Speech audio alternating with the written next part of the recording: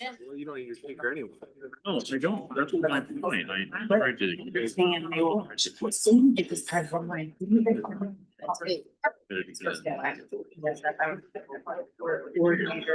Responsibilities. Has outlined. Positions, those positions outlined. They are in the basement. Either to the, Will be easiest to come see. The mates will be just school. Well, yes, yes, we did.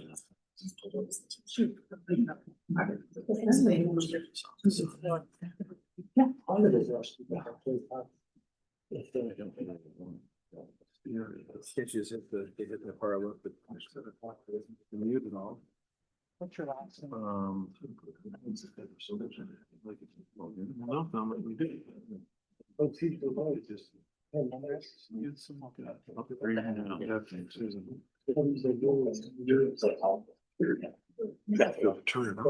Yeah, I've never.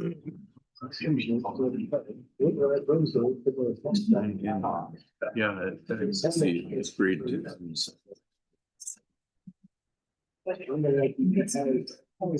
you go, Jason. No. Okay, ready to go over there? Yes, sir. We're gonna let Brian. Yeah, go ahead. Sorry. Yeah, Okay. I mean, it'll be up. We're gonna go ahead and call city council regular business meeting to order. This Thursday, November 6th, 2025, it's 6:01 PM. Kalen, would you please call the roll? Councilmember Baker, Here. Councilmember Brown, Here. Councilmember Cool, Here. Councilmember Livingston, Councilmember Meineke, Here. Mayor Phillips. I'm here as well. We do have a quorum, so we'll move on. Item number 2 is the Pledge of Allegiance. Would you please rise and say the Pledge of Allegiance? I pledge allegiance to the flag of the United States of America and to the republic for which it stands, one nation, under God, indivisible, with liberty and justice for all.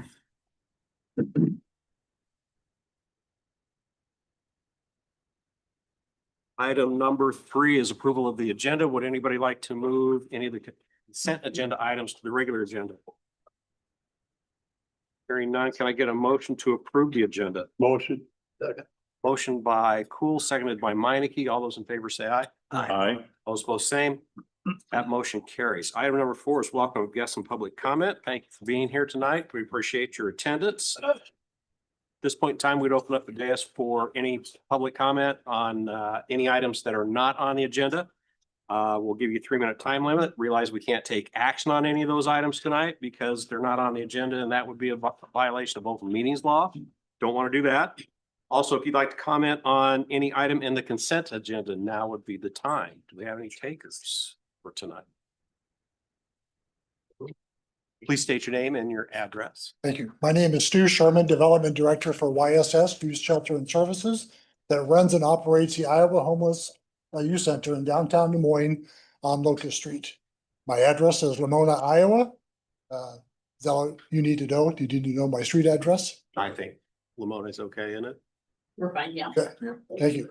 I'm here tonight to speak briefly, 3 minutes or less, to try to see if the city council would entertain putting on the agenda a solicitation for the city of Norwalk to consider making a minimum $5,000 gift to our emergency bed program at the Iowa Homeless Youth Center located in downtown Des Moines on 612 Locust Street. And I'd like to share just a tiny bit about the emergency bed program that we have at our walk-in homeless shelter. It is designed for adults ages 18 to 24 who, with no fault of their own, mostly find themselves homeless, find themselves sleeping in cars, find themselves sleeping outside.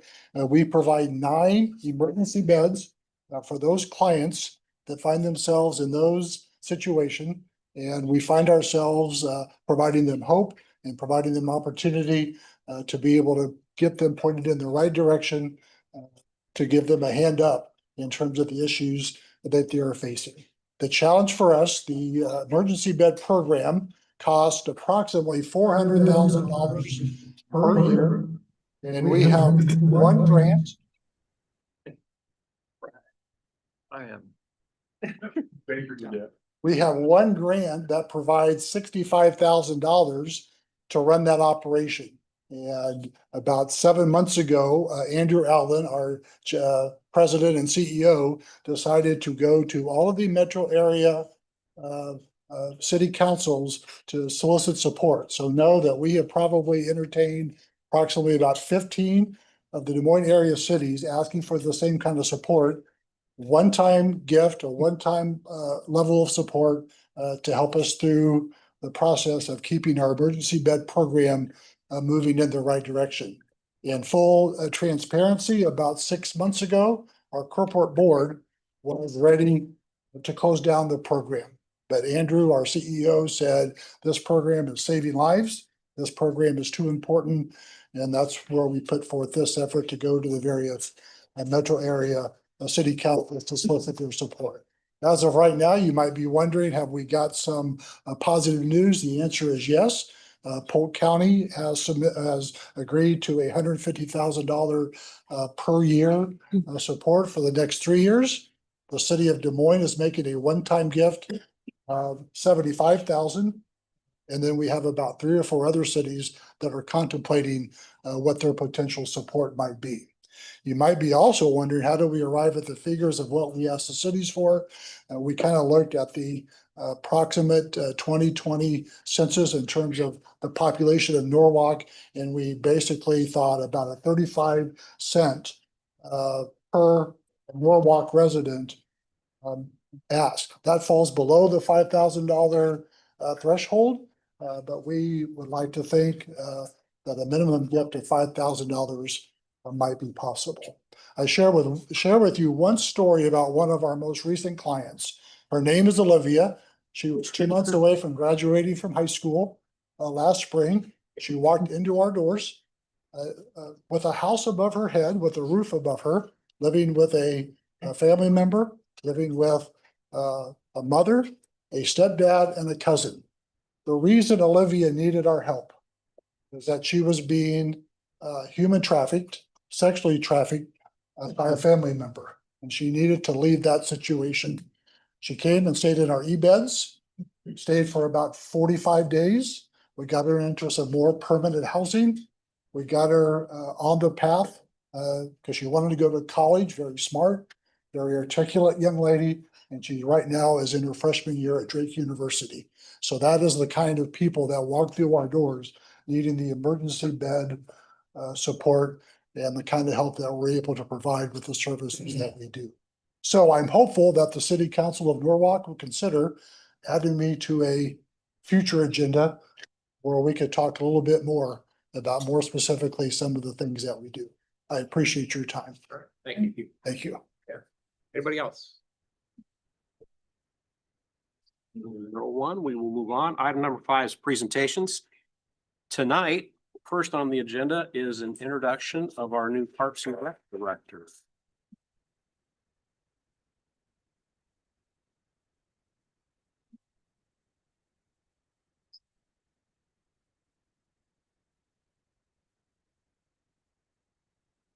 Mayor and Council, I am Shawnisa Lane, Interim Parks and Recreation Director, and I am thrilled to introduce to you Carissa Williams, our new Parks and Recreation Director. Today marks her second day with us, and we are incredibly excited to have her join our team. Carissa's passion lies in municipal services, and she firmly believes that the opportunities offered by a strong Parks and Recreation Department are absolutely essential to providing a high quality of life for our citizens. She brings a wealth of experience from various Parks and Recreation departments, having gained extensive knowledge in areas such as aquatics, programming, facility operations, future planning, leadership, grants, and special events. Her journey in recreation began as a pool cashier and swim instructor assistant.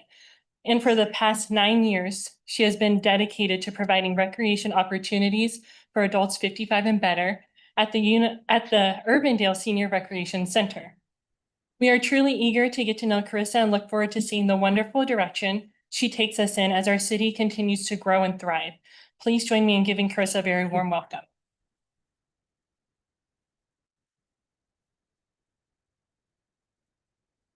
don't have anything written, but just wanted to say thank you for the warm welcome. I'm having a good time so far. Any questions from council? Uh-huh. Yeah. Hey, I tried to sneak off that. Yeah, I fence, tried. That way around here. Yep, yep. Yeah, so tell us a little bit about yourself. Yeah, so I, like Shawnee mentioned, I am from Urbandale and have been working there the last 9 years at the Senior Recreation Center, overseeing all of our programming for adults 55 and over. Prior to that, I've worked for the City of Ankeny and City of Ames doing aquatics facility operation, youth programming, things like that. And so just looking forward to expanding my knowledge and growing as a professional and with a great team. Any hobbies? Hobbies, I like hiking. I like reading, mostly audiobooks because I don't have a lot of time to sit and read. I have 4 kids, so I spend a lot of time at youth sporting events and dance competitions and all those fun things too. What are 2 good books then? 2 good books.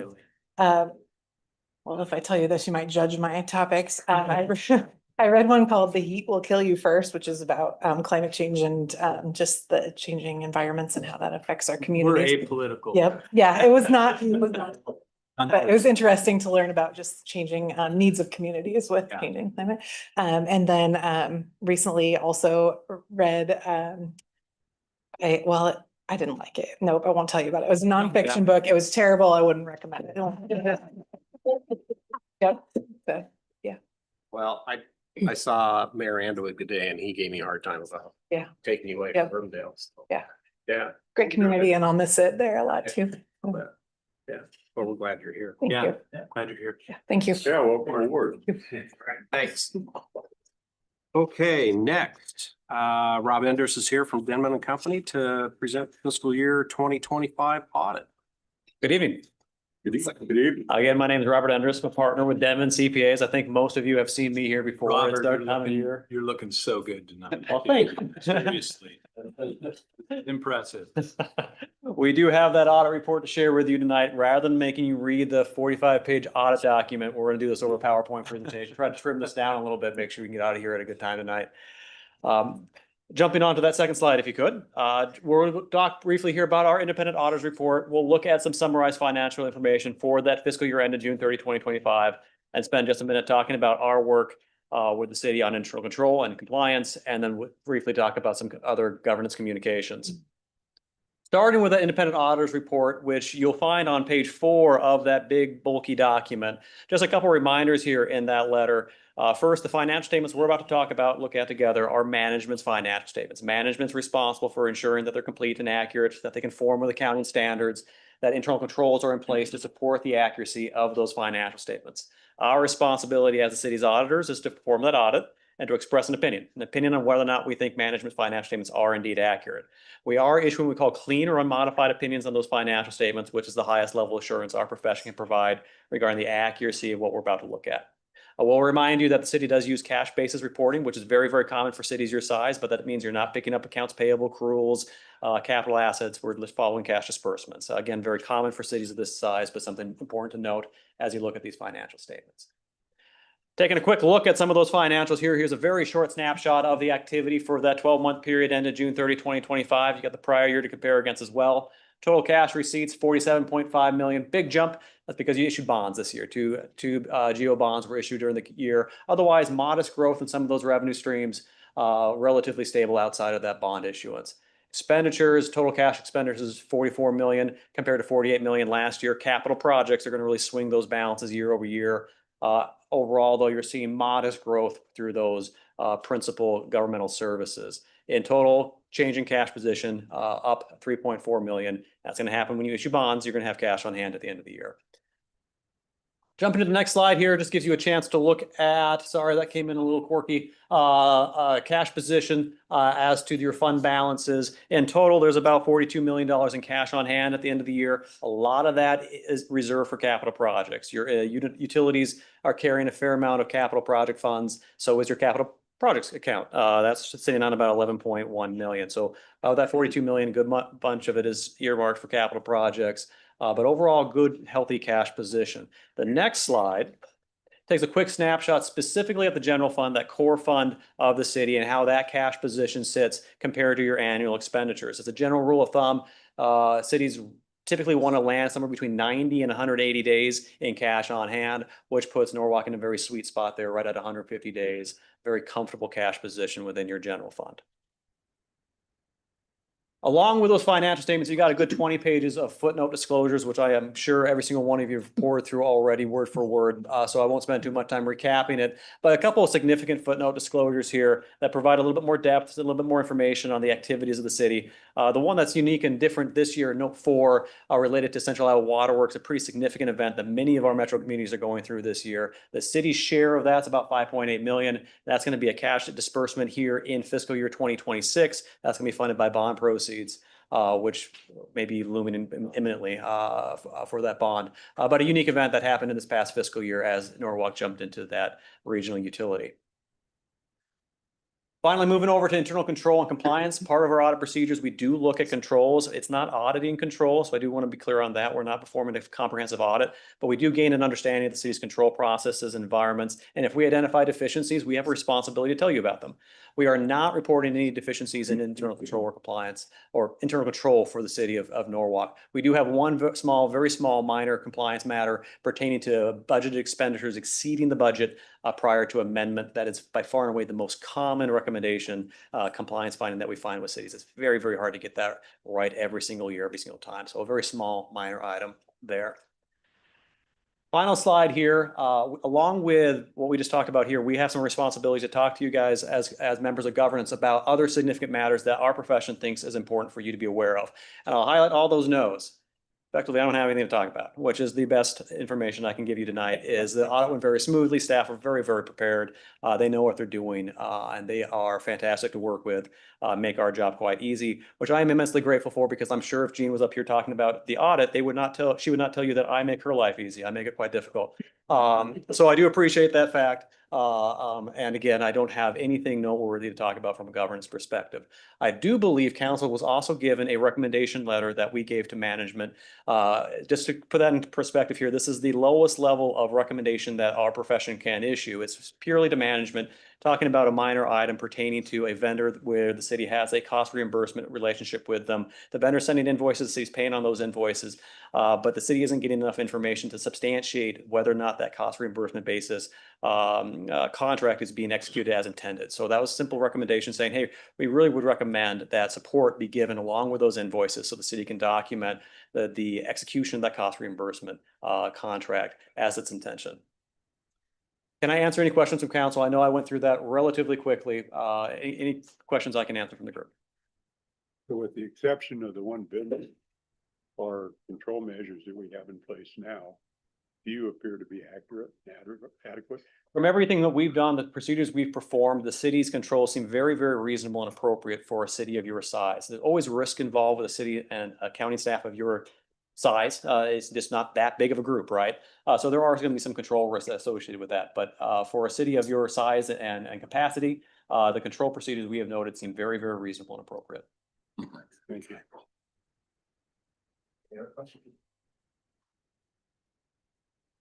All right. Thank you. Thank you. Appreciate it being boring. All right, item number 6, consent agenda. Can I get a motion to approve the consent agenda? What? I think Jean. Sorry, I'm sorry, Jean. That's okay. I just want to make a few comments. I know I'm down later, but I wanted to do this while Rob's here so he can leave and not have to stay for the whole shebang. But I just want to thank our administrative staff for everything they do, prepping the documents, getting everything ready. Really appreciated it. Really appreciated. Denman team, great. Rob, his staff, they come in early. We prep early. We're ready to go. We get it done. It's November 6th. This is pretty good timing, so I appreciate them. You don't make my job hard. It's smooth. I just want to comment a couple things on the audit real quick. He talked about the letter it's called Maintenance of Sufficient Supporting Documentation. This relates to Sportsman's Solutions. We have a naming rights and sponsorship contract with them. When a sponsorship is received or agreed to, they buy signage and we're supposed to split the cost. And they do send us an invoice, but the invoice is pretty general. It doesn't have the behind the scenes information. I guess what the auditor referred to as source documents. that we need. So like who they're actually paying and, the vendor they're paying in the amount, and then like what our split would be. So we're just gonna send them a letter and, indicate that we need that information going forward in order to pay invoices. And then just another thing, on page 25 of the audit, it talks about concentration, and certain contingencies. This was mentioned in the audit last year. A note by Denman indicates changes in state law, including potential limits or reductions in the city's levy authority, could materially affect the financial condition and operating results of the city. Administrative staff, we get a little bit concerned that we're not conveying this sufficiently enough to the departments, because the level of requests still come in as if it's prior to the legislation. And we keep reading time and time again that this is a top priority for the state to reduce property taxes. And it's a great thing for taxpayers overall. It's not such a great thing for people trying to provide those services. But the reality is we have to live within that. We're willing to live within that.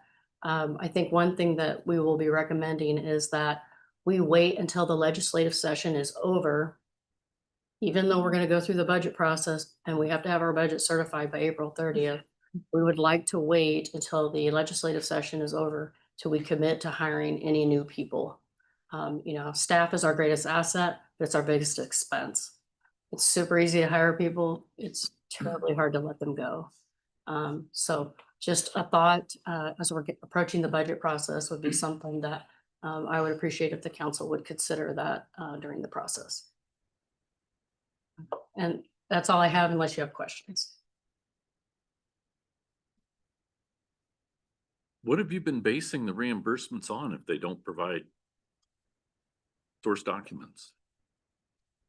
Well, Just reasonableness or? basically saying we're not gonna pay the bill until we get those. Good, good.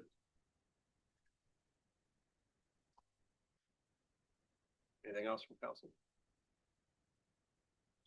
Okay. Thank you.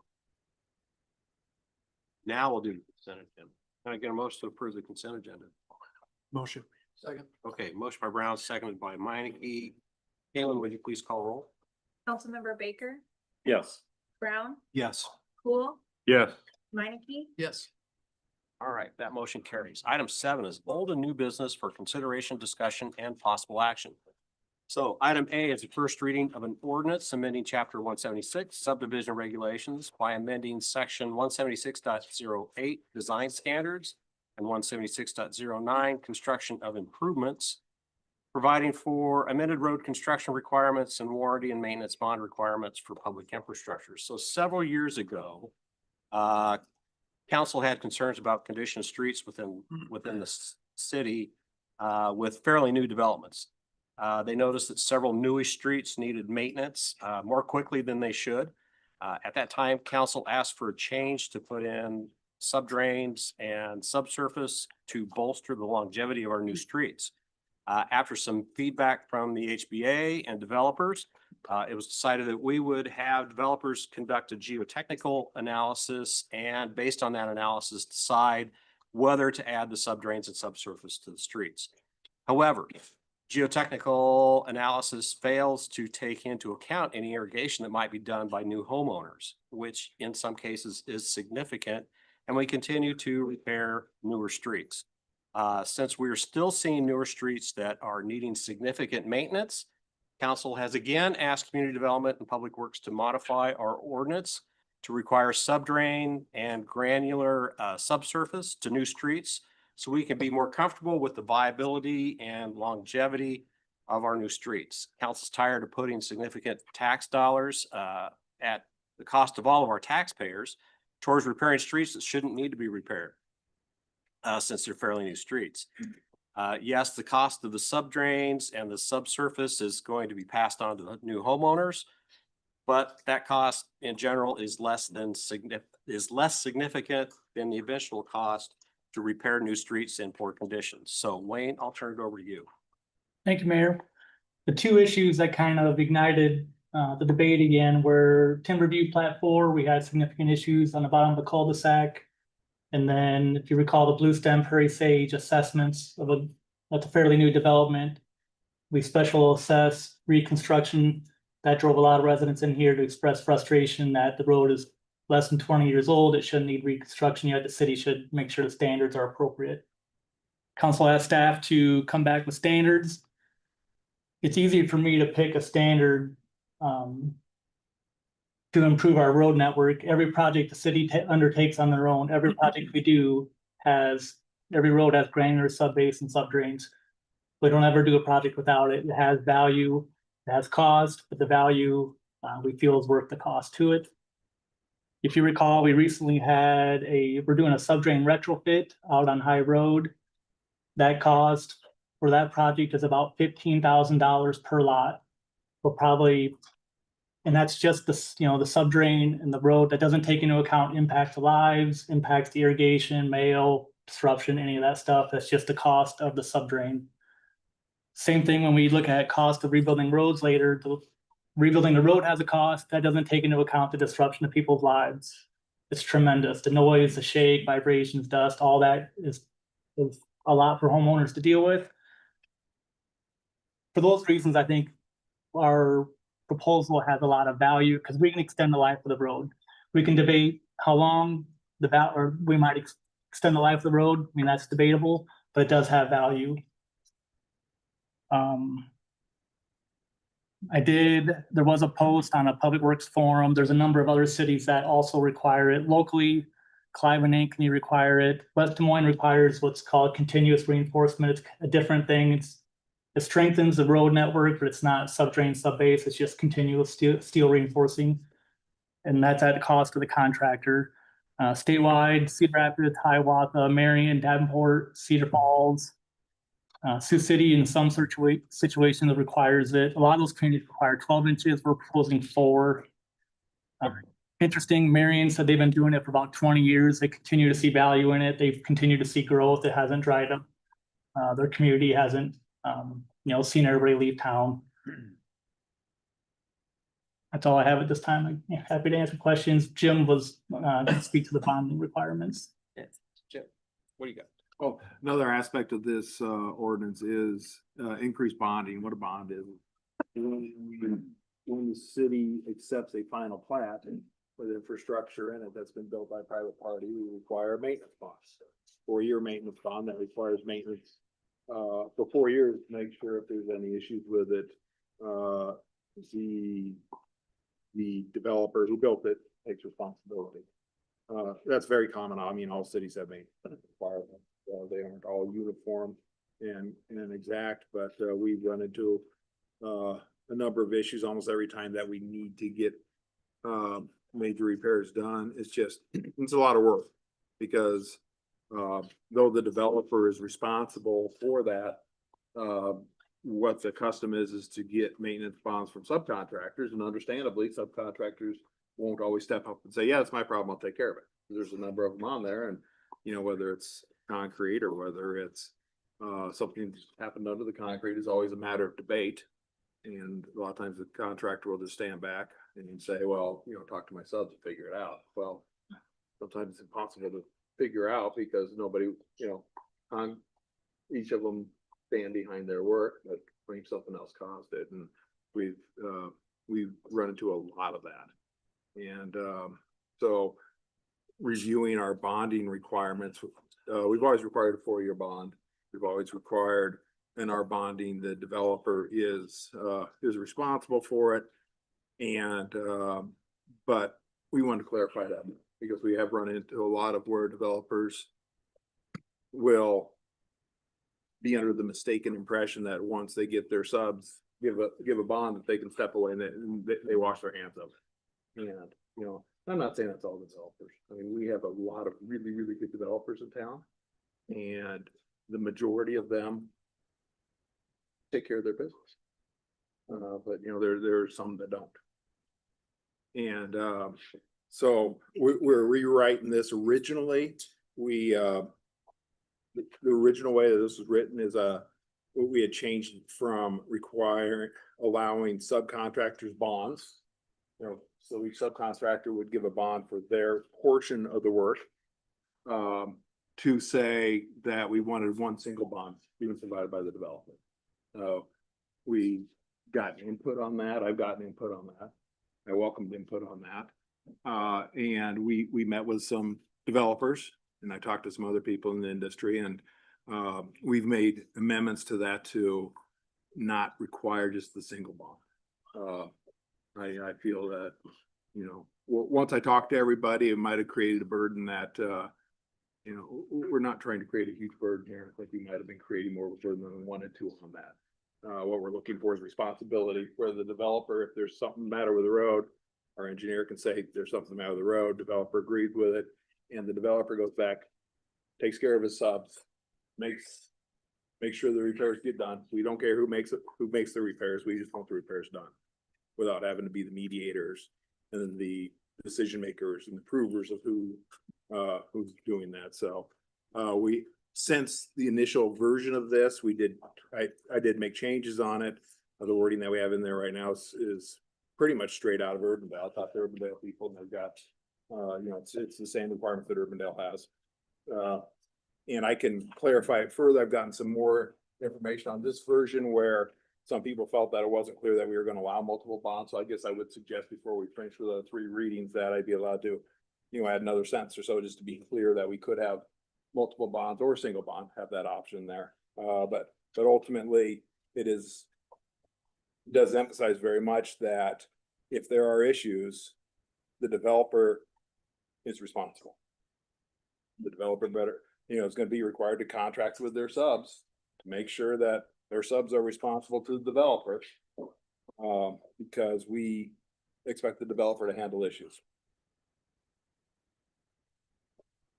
We have another aspect on it that we're going to incorporate just kind of an agreement. It's a platting agreement that when a preliminary plat comes in, we're going to make a developer just acknowledge what's in our code so that we don't run into, you know, 2 years later, once everything's done, them acting surprised that, you know, we're expecting them to stand behind their work versus pushing it off on their subcontractors. So there's going to be an agreement that gets signed at the time of preliminary plat, just basically addressing that and also addressing that if we do get into the situation where we get into litigation or we have to pay extra engineering fees to enforce the guarantee, well, that's going to have to be reimbursed to the city also. You know, I'm right now talking to West Des Moines city attorney about this. A week or so ago, they're in litigation right now doing that, where they had to sue a bunch of subcontractors and a developer because there was a bunch of finger pointing, basically not I, and they had to go into court and let the court try to decide that. They're in the middle of that right now.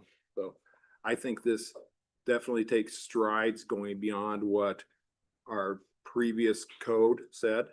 So I'm happy with the ordinance amendment. But we've cooperated with them because I think the first one was more harsh than perhaps we perceived when we first talked about it. And so we have compromised somewhat. It's definitely not as it's stronger than what our old code was, but it's not as rigorous on the developers as our first version of this was. Jim, I want to add a clarification. I know sometimes we look at who's in the room. We have a lot of professionals from the industry, I believe, in the room, people that understand all this stuff forward, backwards. We do have people that watch YouTube. They watch online. One thing that I would like to explain is that when you're talking about a failure, you know, when a development happens, there's a sewer pipe that goes in the ground. Likely on top of that, there's a water line that goes in the ground. And then up a little bit further is the pavement. If something happens with backfill or some issue between that sewer pipe, the water line, it can create some settling and the pavement then starts to fail at the surface. We all see the street failing, but when Jim's talking about finger pointing, the reason for that is very likely it could be that the contractor that built the road, it's not their fault. And so they're saying, well, you're telling me to fix the road, but the problem's underneath. And so that's the finger pointing that goes back and forth that becomes difficult because then the city is putting in a significant amount of time of trying to manage who's at fault and who should make the repair. So I just wanted to make that clarification on where the term behind finger point. Okay. Questions, discussion? I guess my question would be, Do you think that this will adequately protect the city so that we still have a hammer when something does go wrong? To be able to ensure that the general is resolving the situation for us. Yeah, I think so. I'm happy with where we're at right now. That'd be my main concern, I think. Yeah. You know.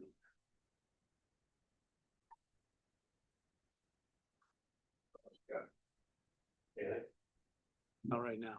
What public comment do we have? I'll go first, since you mentioned HBA. I'm Dan Knopf with the Home Builders Association, and we do have a couple of Norwalk resident or property owners down here tonight that are part of our world and helping to build your city. But I will start by saying thank you, because Norwalk has agreed and has been very eager to host our home show next year. And I haven't been down here to say thank you for that. And we do talk a lot about, how great housing is, and Norwalk's on a big high right now. There's no doubt. It's undeniable. We just want to make sure we're not causing unintended consequences, right? I don't want to steal Vista's thunder, but we've got 12 contracts already in next year's show. So we're excited about that. We want to continue that momentum. So that's good. We do have some data. We've got some pricing. Attainability is paramount to us, right? How expensive is a house? How expensive is a lot, right? So we always try to balance that. But we're coming into this really with the lens of how do we help both sides come to that common ground that meets the needs. We did meet with Jim, we met with Wayne, we met with Luke a few days ago, but we've only had about 15 days to digest it. We've had 1 day to digest the new language that we got yesterday. So ultimately, we're going to ask for a little bit of grace and a little bit of time. So I'm going to let them come up and speak. But our hope is that you let us continue to work with your staff and try to come with that middle ground that's good for the development community and housing, and it's good for the city to give you that hammer that Ed was just referencing. So we're not taking the same approach that maybe you expected from us. So hopefully you recognize that at the end of our time here speaking. So thank you all. Thank you. Thanks, Dan. Who's next? Mayor, Council, Dave Harmeyer, Vista Real Estate. Good. 2400 86th Street, Urbandale, Suite 24. Thank you for helping us with the home show. We're excited about that. We've been developing property, if you're not familiar with us, for over 40 years, subdivisions in the greater Des Moines area, including in Norwalk and Urbandale. Although we haven't done it in the last 5 years, so I'm not familiar with Jim with Urbandale having anything like this on a bond. But we just want to make sure, when I first read that bonding requirement, I had to read it again because I thought, wow, I don't think our company can even get this type of a bond, because I've never seen anything like that in any of the communities we've developed in. So I expressed that concern to a gentleman at Holmes Murphy that does bonds for us for basically sidewalks. And he said, wow, that's very unusual. So he sent it to the Surety Association, and a letter was sent by him to you guys. His name was Andrew Hockey, and he's the president of the Surety Association of Iowa, and he sent a letter to you guys November 4th. I'm not going to go through all his points, but I hope you guys have read that and given it due consideration. When we first had the opportunity on October 22nd to meet with Jim and the staff, I brought up this bonding issue because, again, I thought we wouldn't be able to obtain that kind of a bond, and I don't think we can, the way it's written. So I hope we don't pass that tonight, the language, and that you give us a little bit of time to try to massage that before you go through the passing process and additional readings. We do want to work with the city to extend the life of your pavement and make that work. And we are not developers. I hope the staff feels that we're not developers that walk away from problems. I think we come to try to solve issues. At least that, I believe, is our reputation. And I want that to continue, but I'm not going to speak towards all the costs, issues and all of that. I think as a group of developers have come up with some ideas that we do think will help extend your pavement life and protect the streets and everything else. But I continue to have concerns with that bond as it was rewritten, Jim. And some of them are, from my own perspective as a developer, it significantly increases our risk profile to develop here in town. And unfortunately, we're, in the middle of a development, or fortunately in Saddle Ridge, we put in 61 lots and we have 85 more to go. And I'm concerned that I can't get that bond. You want me to put some cash up? Like 25 grand for maintenance if it's not getting done by the subcontractor's bond, which is clearly the industry standard, and hold some cash from me if you don't think I'll come back and help fix the problem. But I don't think I can provide that bond. And the things I'm concerned about it in is, in addition to what Mr. Hockley said, was you guys are asking us to warrant the design. It's the city spec that you guys provide and the licensed engineers we hire that do the design, and your engineers approve. I'm not an engineer nor an attorney. So you're asking me to warrant it. I'm fine warranting through the bonds, the workmanship and the materials that are being provided, and even provide cash if I need to do that. But going and getting a bond, I don't think I can get. The language is very unclear. It says that we not only warrant, but we maintain the infrastructure for 4 years from final plat. But we don't do once from final plat. We don't maintain the streets or the sewers, the city does. So when Wayne had mentioned some failures out at the estates on the ridge that we did at Echo on Autumn Summit Drive, I'm like, boy, I didn't know that. So I drove around, and then I even brought out Sternquist, our contractor that did the paving out there, and he's actually here, Britt. And it looked to us like that any damage that occurred around there, and there's only a couple areas, probably happened by a pump truck pouring a foundation or pouring a pool. Again, I don't build the houses. We just develop the lots. Now, some of the developers build houses. We don't. But I don't want to be held responsible for a pump truck that I'm not inspecting the work as a guy's building a house. I don't think that should be my responsibility. Or a plow truck chips a curb. I don't think that should be our responsibility. We put the streets in, and yes, we should stand behind. If compaction wasn't good and all that, the bond should stand behind it, and they should. But and again, we'll come try to help solve that problem. But I don't think the way this is written is very clear. And I think that we're not going to be able to get a bond.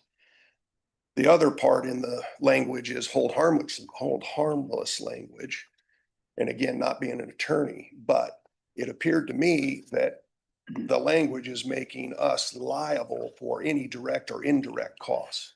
And I learned a long time ago as a young person working in the construction industry to not sign up for consequential damages and risk losing your business over it.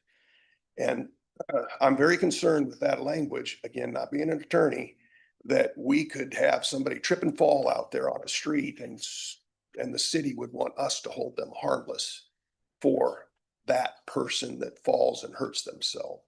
I don't think that's fair to us as developers. And I'd be worried about having to take some kind of risk like that is not quantifiable. And I don't think any of you guys would want to do that yourself individually. I know I wouldn't knowingly want to do that. So I think the language is very, it's not tight. So I hope that we have an opportunity to really work with you guys to do it. And I think you'll hear from some of the other developers that are going to kind of touch some other subjects. We do want to try to help solve this problem because you guys have expansive soils in the area. You all know about it. And there are some things that can be done to improve the design and the workmanship to extend your pavement life. But I don't think this bond, the way it's written, is practical, or even our ability to implement it. And I do believe, to your question down there on the hammer or the enforceability, you guys have currently the ultimate hammer. So if a developer isn't responsible, like we hope we are, and I think the people that are here in the room tonight, and so if they want to wash their hands, you guys can just quit issuing building permits, I believe, in that subdivision. And very quickly, that developer is going to get a lot of calls from people, and they're going to come to the table to try to help solve that problem. So I'm not sure that the bond's going to do anything except add costs and potentially limit your pool of developers that are going to be able to come to the city and do work. I just don't think it's possible for that to do. I'm not a bonding expert, but if you'll give us the time, we'll bring those people in, we'll sit down with you guys, and we'll get an effective solution that we can support with you on a new ordinance. So. All right, thank you. Thank you.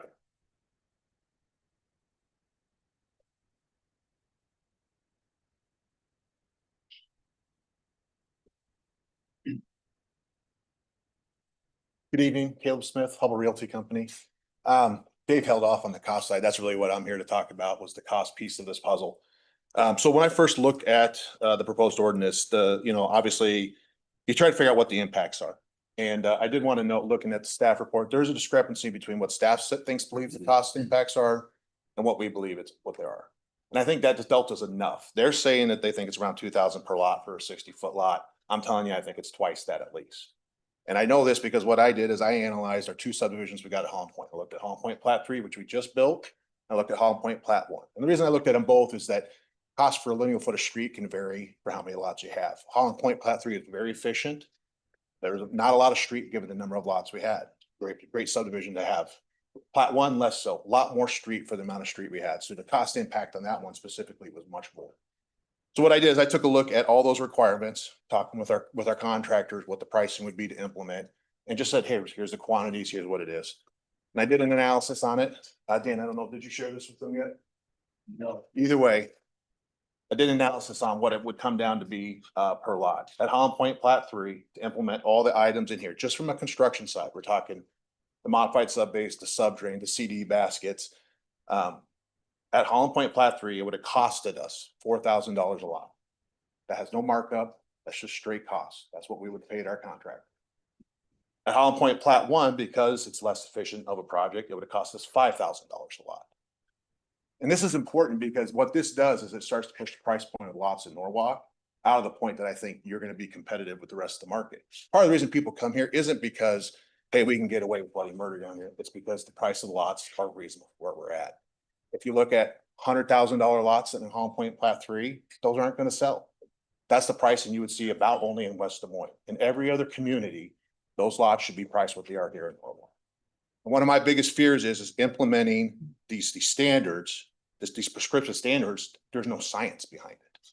One of the things that says in there is that you're going to do a geotechnical report that does a design for that road in that specific location. You're going to look at the soil, you're going to look at the data. And then you tell us exactly how to build the road. It just seems a little disingenuous. What's the point of the geotechnical report if you're just going to tell us what to do?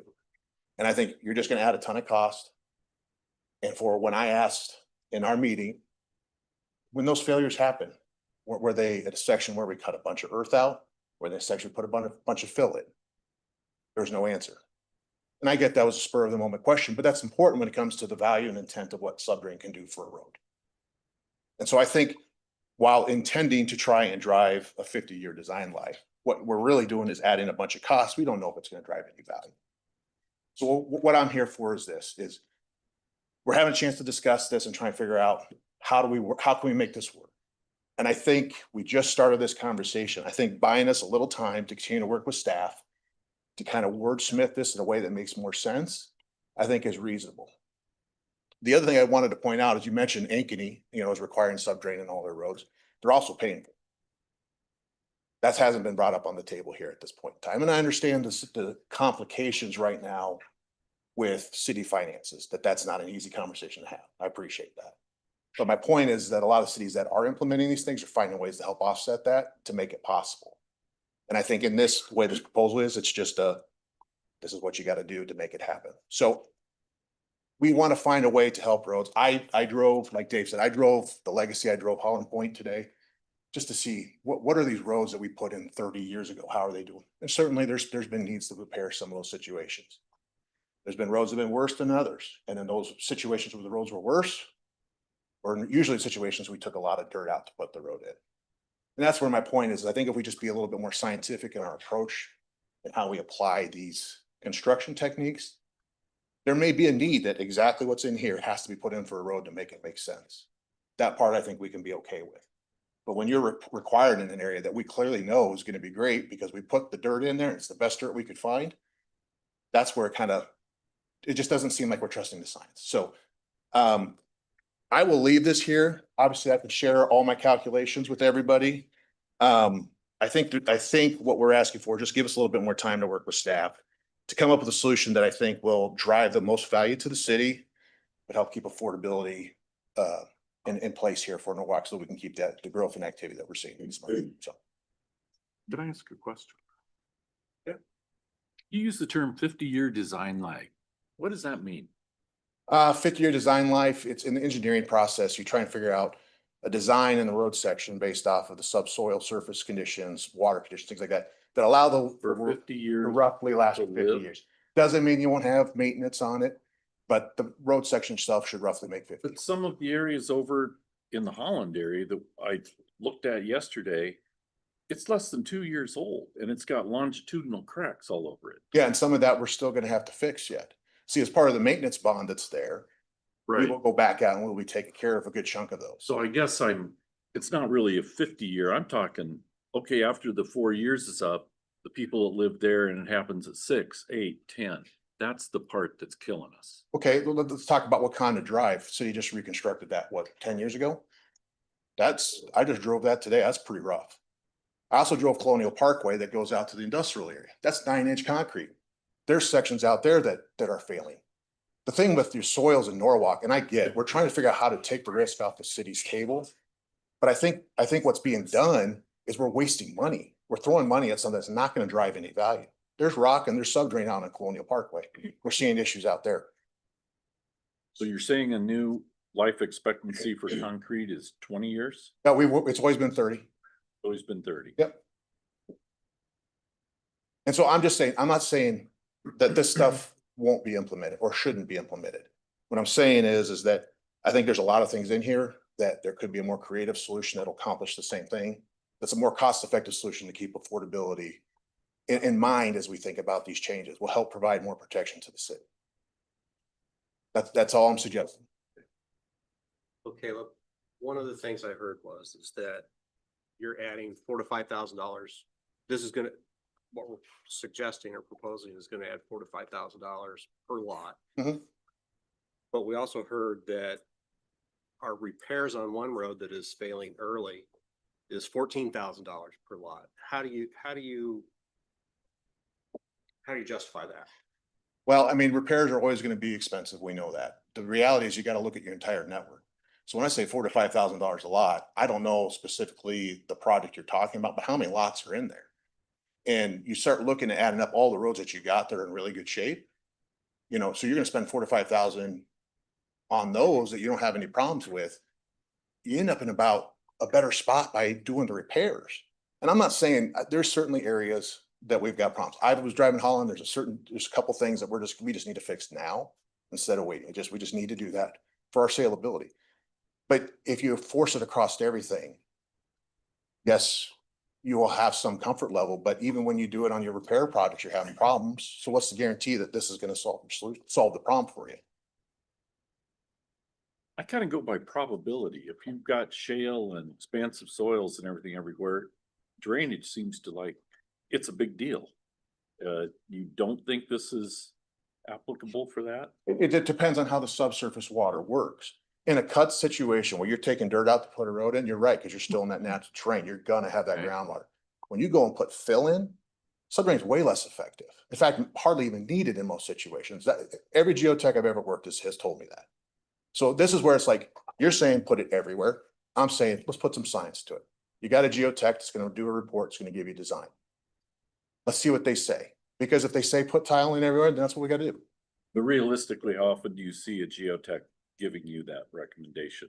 Where in retrospect, later, wow, we should have had that recommendation. Right.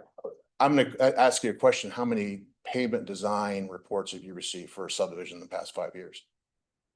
Because we don't do them. We do a geotech report for the community, but we don't do a specific one for the plat. Used to be something we did 20 years ago. Here's my thing. I just think there's a lack of looking at the conditions that you specifically have for your project, and designing a road that meets your standard, whatever that ends up being, that meets that standard. We've gotten away from that. I remember specifically as I was submitting some legacy design stuff way back in the day that we always had a geotech report specific to the plat that we handed in. Now, Sounds there's like some a better roads in way the to do it. legacy that we've got some problems, but there's a lot of roads out there that are in really good shape too. You know what, one of my concerns, I guess I've got a few of them, but we put a lot of streets in last few years. And you would hope that most streets would have maybe a 30-year life. That's probably reasonable. So if you think about all the streets you put in over the last 5 years, they're all gonna come due about the same time, right? Yep. And somebody, somewhere in the future is gonna say, how could that council be that stupid? They create all these problems. Another thing that personally causes. I'll probably be the only one around too. Well, you might be right, you're a little bit younger than me. The other thing that Thinking causes me about it. personal concern is I watch these things go by my house now really fast. Some of them got 2 wheels.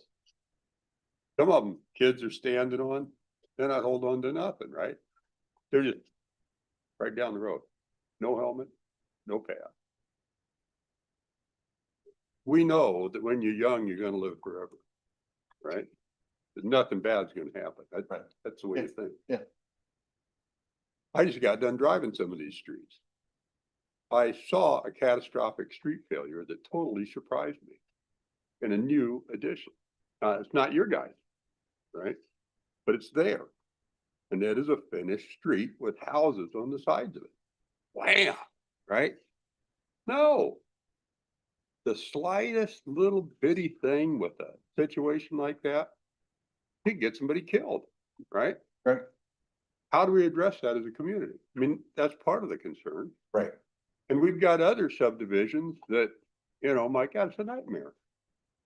You know, and it's not your guys', this is somebody else.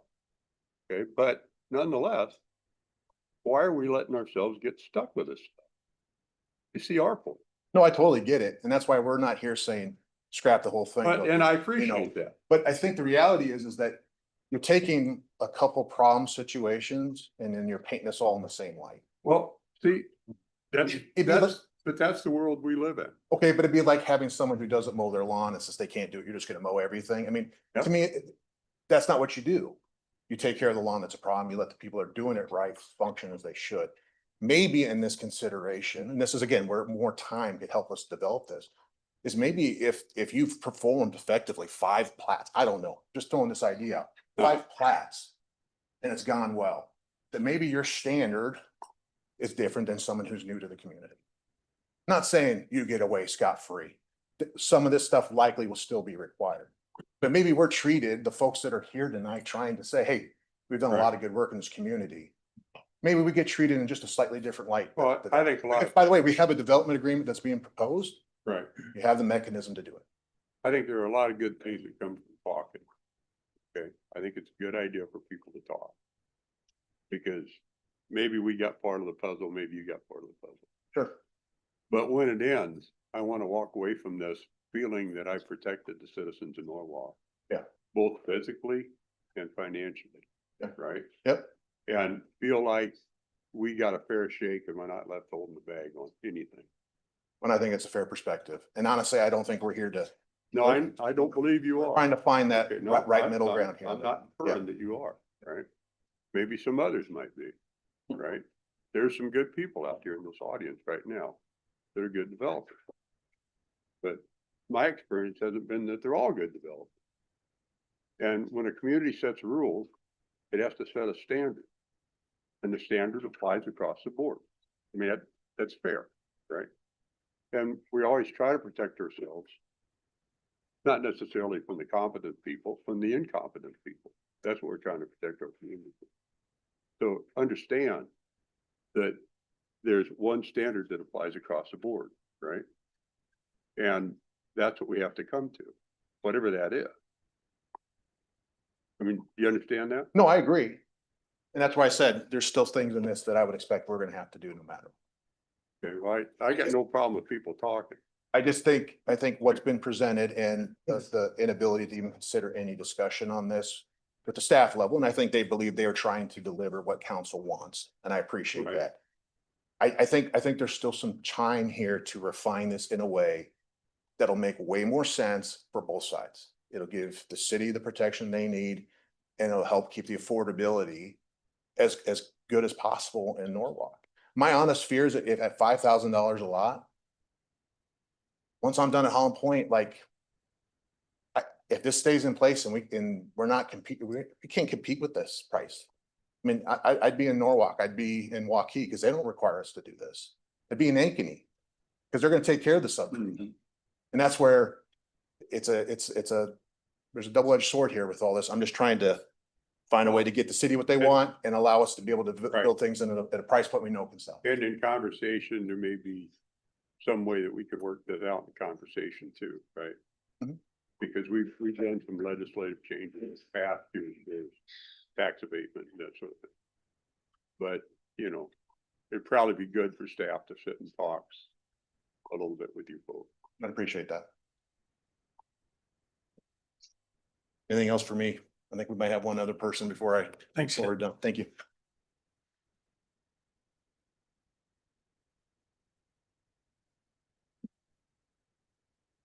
Jennifer Ellison, 3900 West Town Parkway.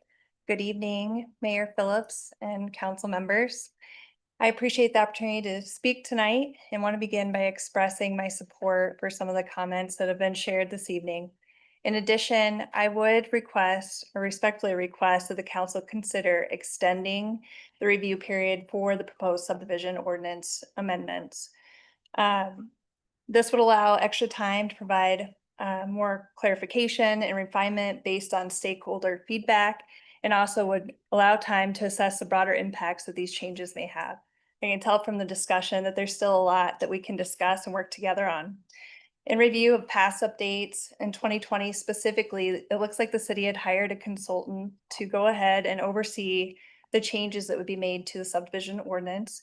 As part of that process, they did have a stakeholder group. They held meetings, it looked like, for about 4 months leading up to the first public meeting that was held at the P&Z. As part of that process, they really opened up the opportunity to do a deep dive into some of the solutions and opportunities for changes to the ordinance, but also to hear about some of these impacts that impact the development community. I do feel this process is slightly different than what had been followed in the past, and would like to see an opportunity for the stakeholder meetings to occur as well. There's several developers in this community that have made significant investments in large land holdings based on feasibility studies. They've got approved master plans that align with Norwalk's long-term growth, their strategy and vision. These property owners are interested in having these conversations with you and working together, being able to coordinate and make positive change. The challenge is a lot of these developments occur over a longer period of time. So they happen in phases, sometimes 10 years or more on some of the developments that are here in Norwalk. I think it's a balance where we have to find being able to have a sustainable development over time and be able to balance the market as well. The proposed ordinance changes, although well-intentioned, I do think could substantially affect the viability of some of these long-term projects. And so I would recommend a phased rollout similar to what had happened in 2020. I would allow developers to adapt responsibly and would provide a grace period for existing developments under the current ordinance. As part of the 2020 updates, there was an implementation timeline that was provided. As part of that, They allowed, it looked like 6 months from the date of the first P and Z meeting to allow any preliminary plat submitted to continue to build out using the previous standards. Then there was a full implementation date that was provided 5 years later, in which all development projects, regardless of when the preliminary plat was approved, would have to meet the new standards. It would be great if we could extend the review period 60 to 90 days so we can continue these discussions. And I think the implementation period is part of that discussion. This transition period would allow flexibility and ensure that existing investments are not unintentionally compromised. I would urge you all to consider these recommendations as part of a collaborative effort to support thoughtful growth, protect existing commitments, and maintain the integrity of Norwalk's vision. Thank you for your time and consideration.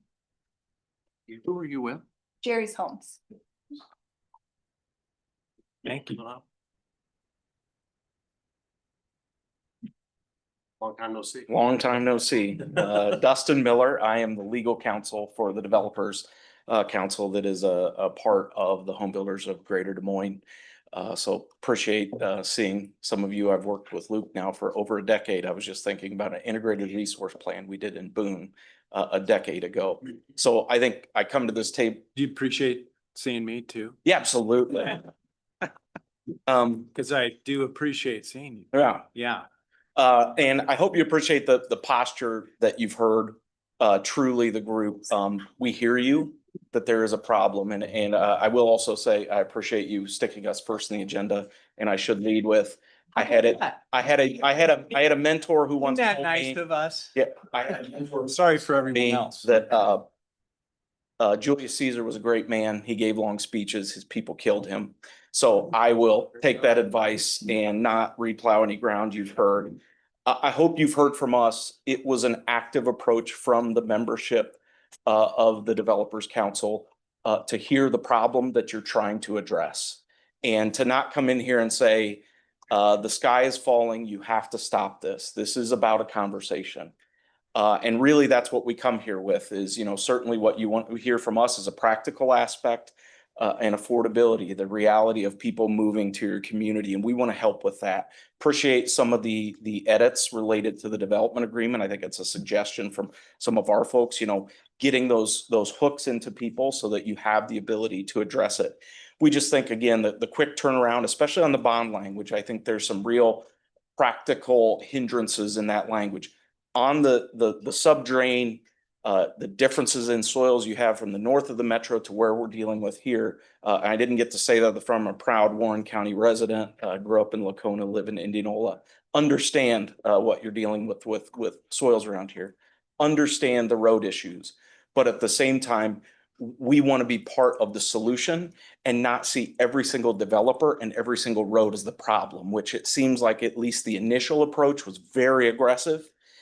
Coming back, we appreciate that. But as others have mentioned, time would be great, especially as I say, a 24-hour turnaround to look at the new bonding language. I will tell you, the bonding language that was initially out there, you've piqued the interest of everybody in the state. And there is a lot of people looking at this because it is not a regular thing that anybody has seen. And as you say, the people in this room are folks that stand behind their work. They don't want to be hard to find. They want to keep doing work in your community. So that's just the main thing we want to come here with is a posture of wanting to be collaborative, wanting to find a solution that is good for your community. And so just please give us some time to work with folks that we've worked with a long time to do that. Thanks, Dustin. Anybody else? Tony, I've got a question for you. Do we not require a geotech report on streets? We do, yeah. We have specific geotechnical reports for each subdivision. Yeah, and quite a few since the last one, Caleb did. You bet. Okay. But we don't typically see anything more. And the reason, we're still, it's our goal to still require a geotechnical report. These are the minimum standards that we're asking the council to consider. And so a geotechnical report could recommend more than that, so. Okay. Today we require a geotechnical report and we have a little bit different minimum standard, but that geotechnical report, in some circumstances could require an 8-inch pavement on a road for some reason instead of 7, or sub base and sub drains. But we've rarely seen that anything above, in terms of geotechnical report or a pavement designed more than our minimum standards ever.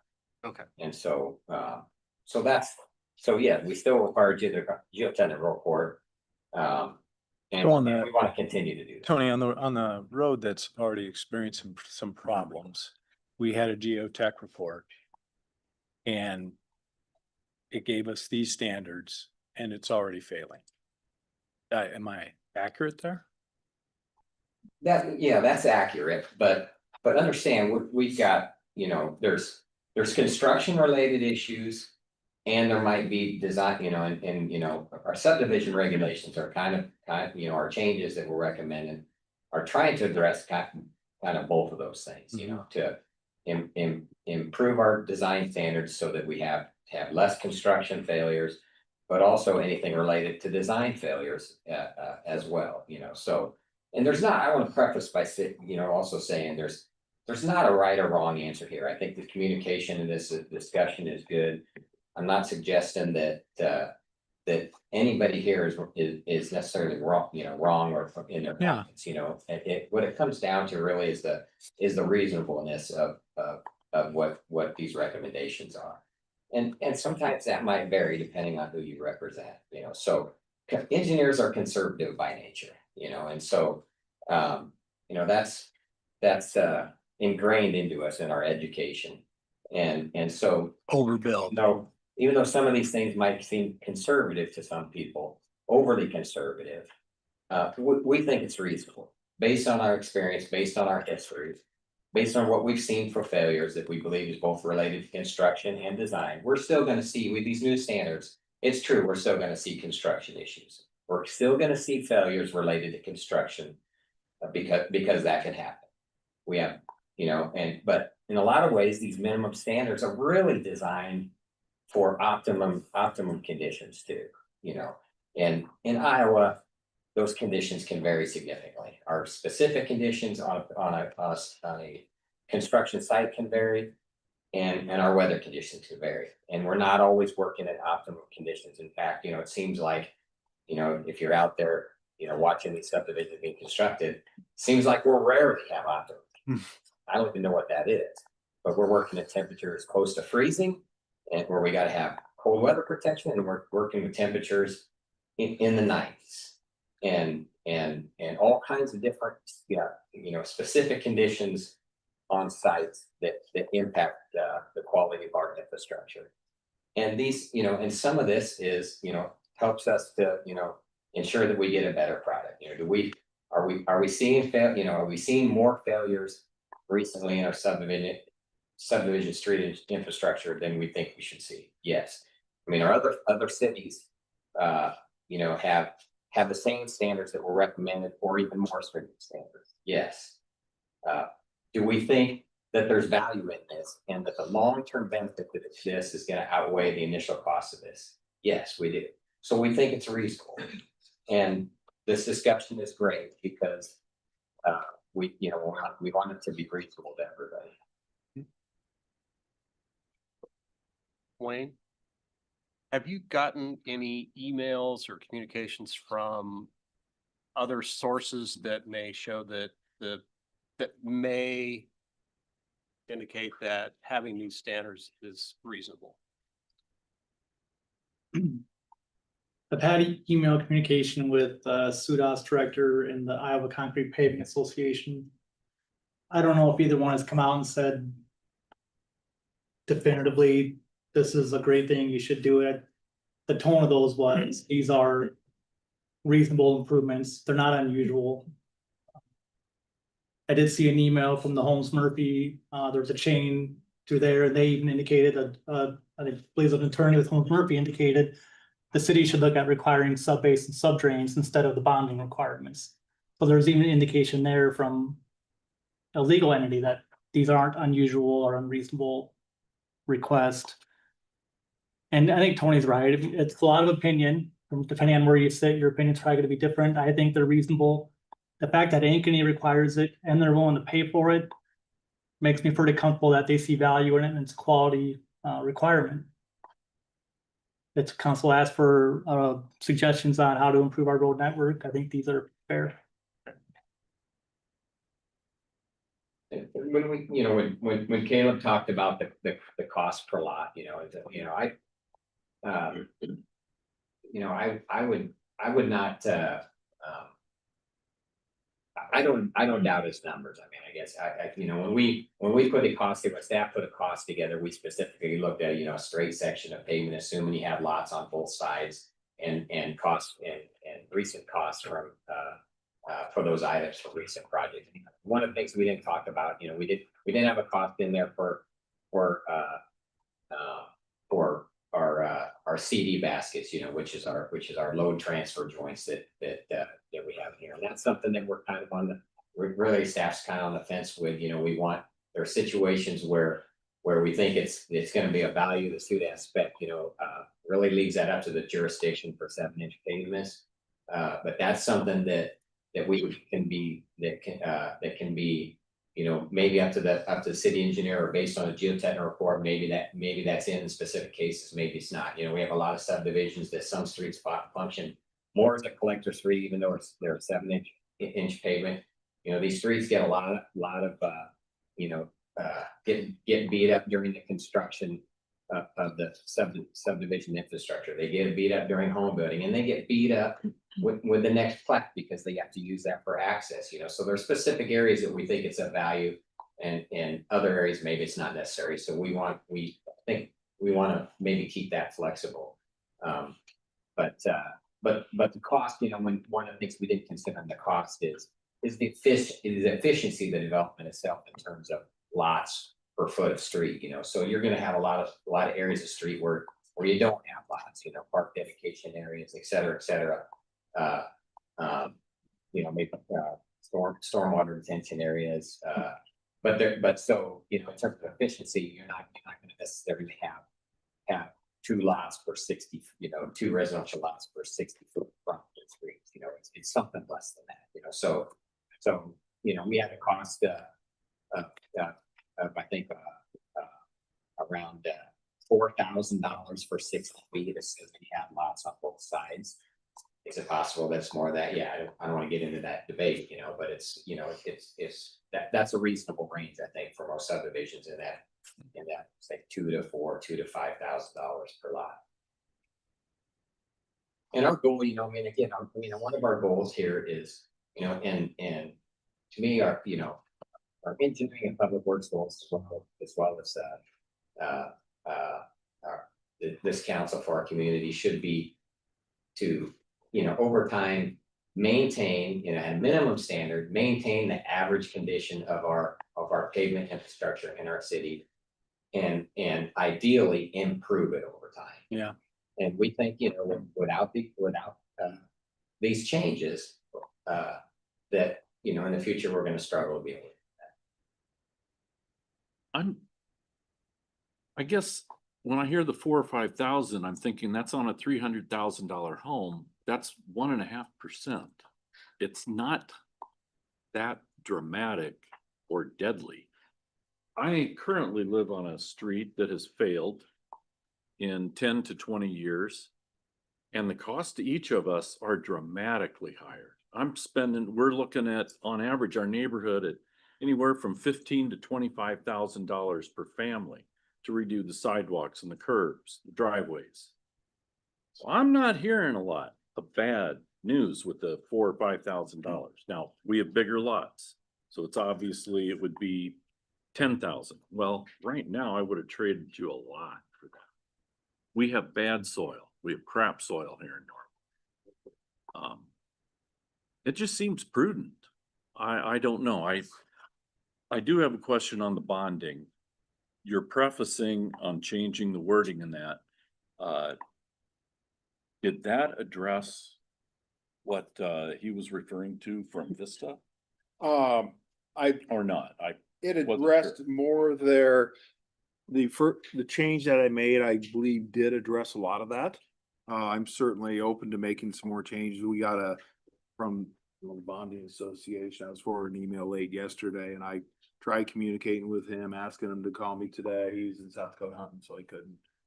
So I'm not blaming. But don't take that as derogatory, but I reached out to him to communicate with him too, because I am anxious to take input. I was happy to take the input on the first meeting. I mean, clearly, Are we still trying to get a bond on the developer themselves and No. on the? no.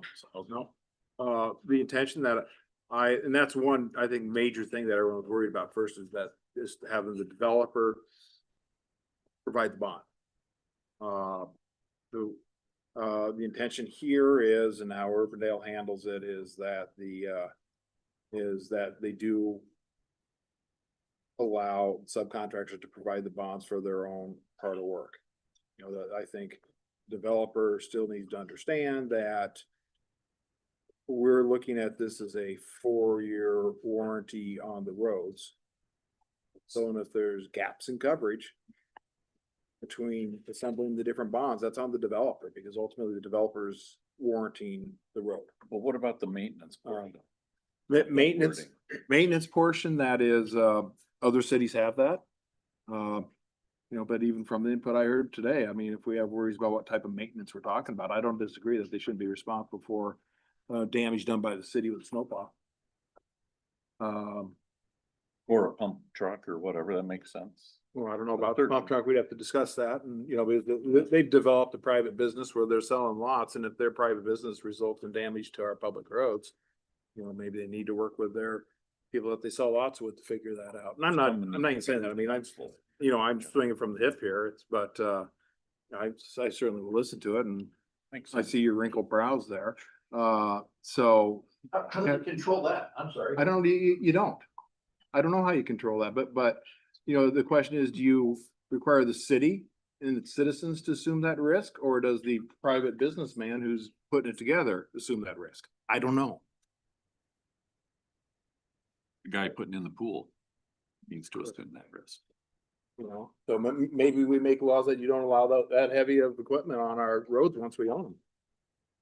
You know, we could have limits, and then they'll have to use smaller cement trucks and things like that. I don't know. I don't know what's practical. I know a lot of things I'm throwing out are probably impractical, but Well, we're just brainstorming. Yeah. Right now, so what I'm hearing is that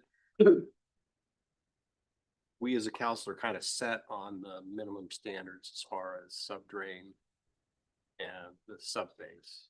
I think that makes sense. But we're still have questions about the bonding side of it. Sounds like we're a little invasive. Yeah, in my so opinion. I think my suggestion, and maybe one of you guys can motion to it for when ready, to table, but to direct staff to go back and start and talk about the bonding side of it. To get a little bit better language back to you guys to consider. I think I like the idea of a phased in approach as well. You know, like Vista, you guys, well, Hubble also, that they have developments that they have started. And with plans with current standards, maybe we phase them in rather than slapping them down with these minimum standards. But that's something to discuss. And That's what we did last time, I think. What's that? I think we did that last time. Yeah. Yeah. So maybe have staff talk about a phased in approach as well. What would seem appropriate, and they can talk to Tony that's in regards to that, and Wayne.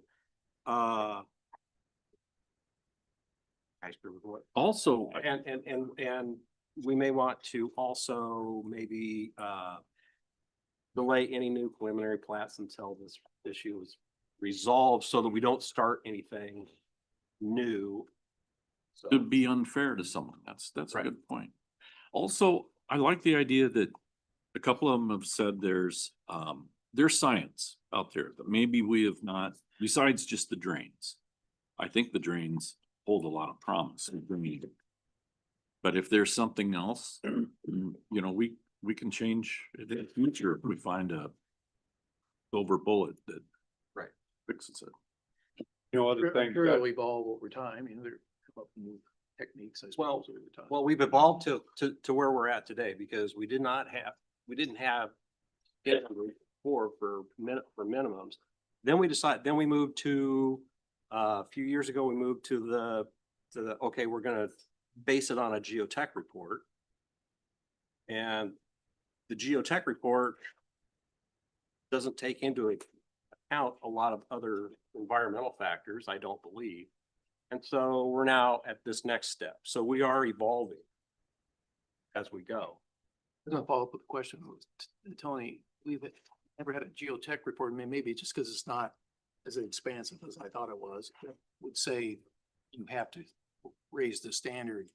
They've all been minimum standard for coming back. Yeah, we wouldn't typically get a recommendation to raise the standard. Now, a geotechnical report could recommend, you know, an 8-inch pavement, or could recommend sub-base and sub-area, something above our standard.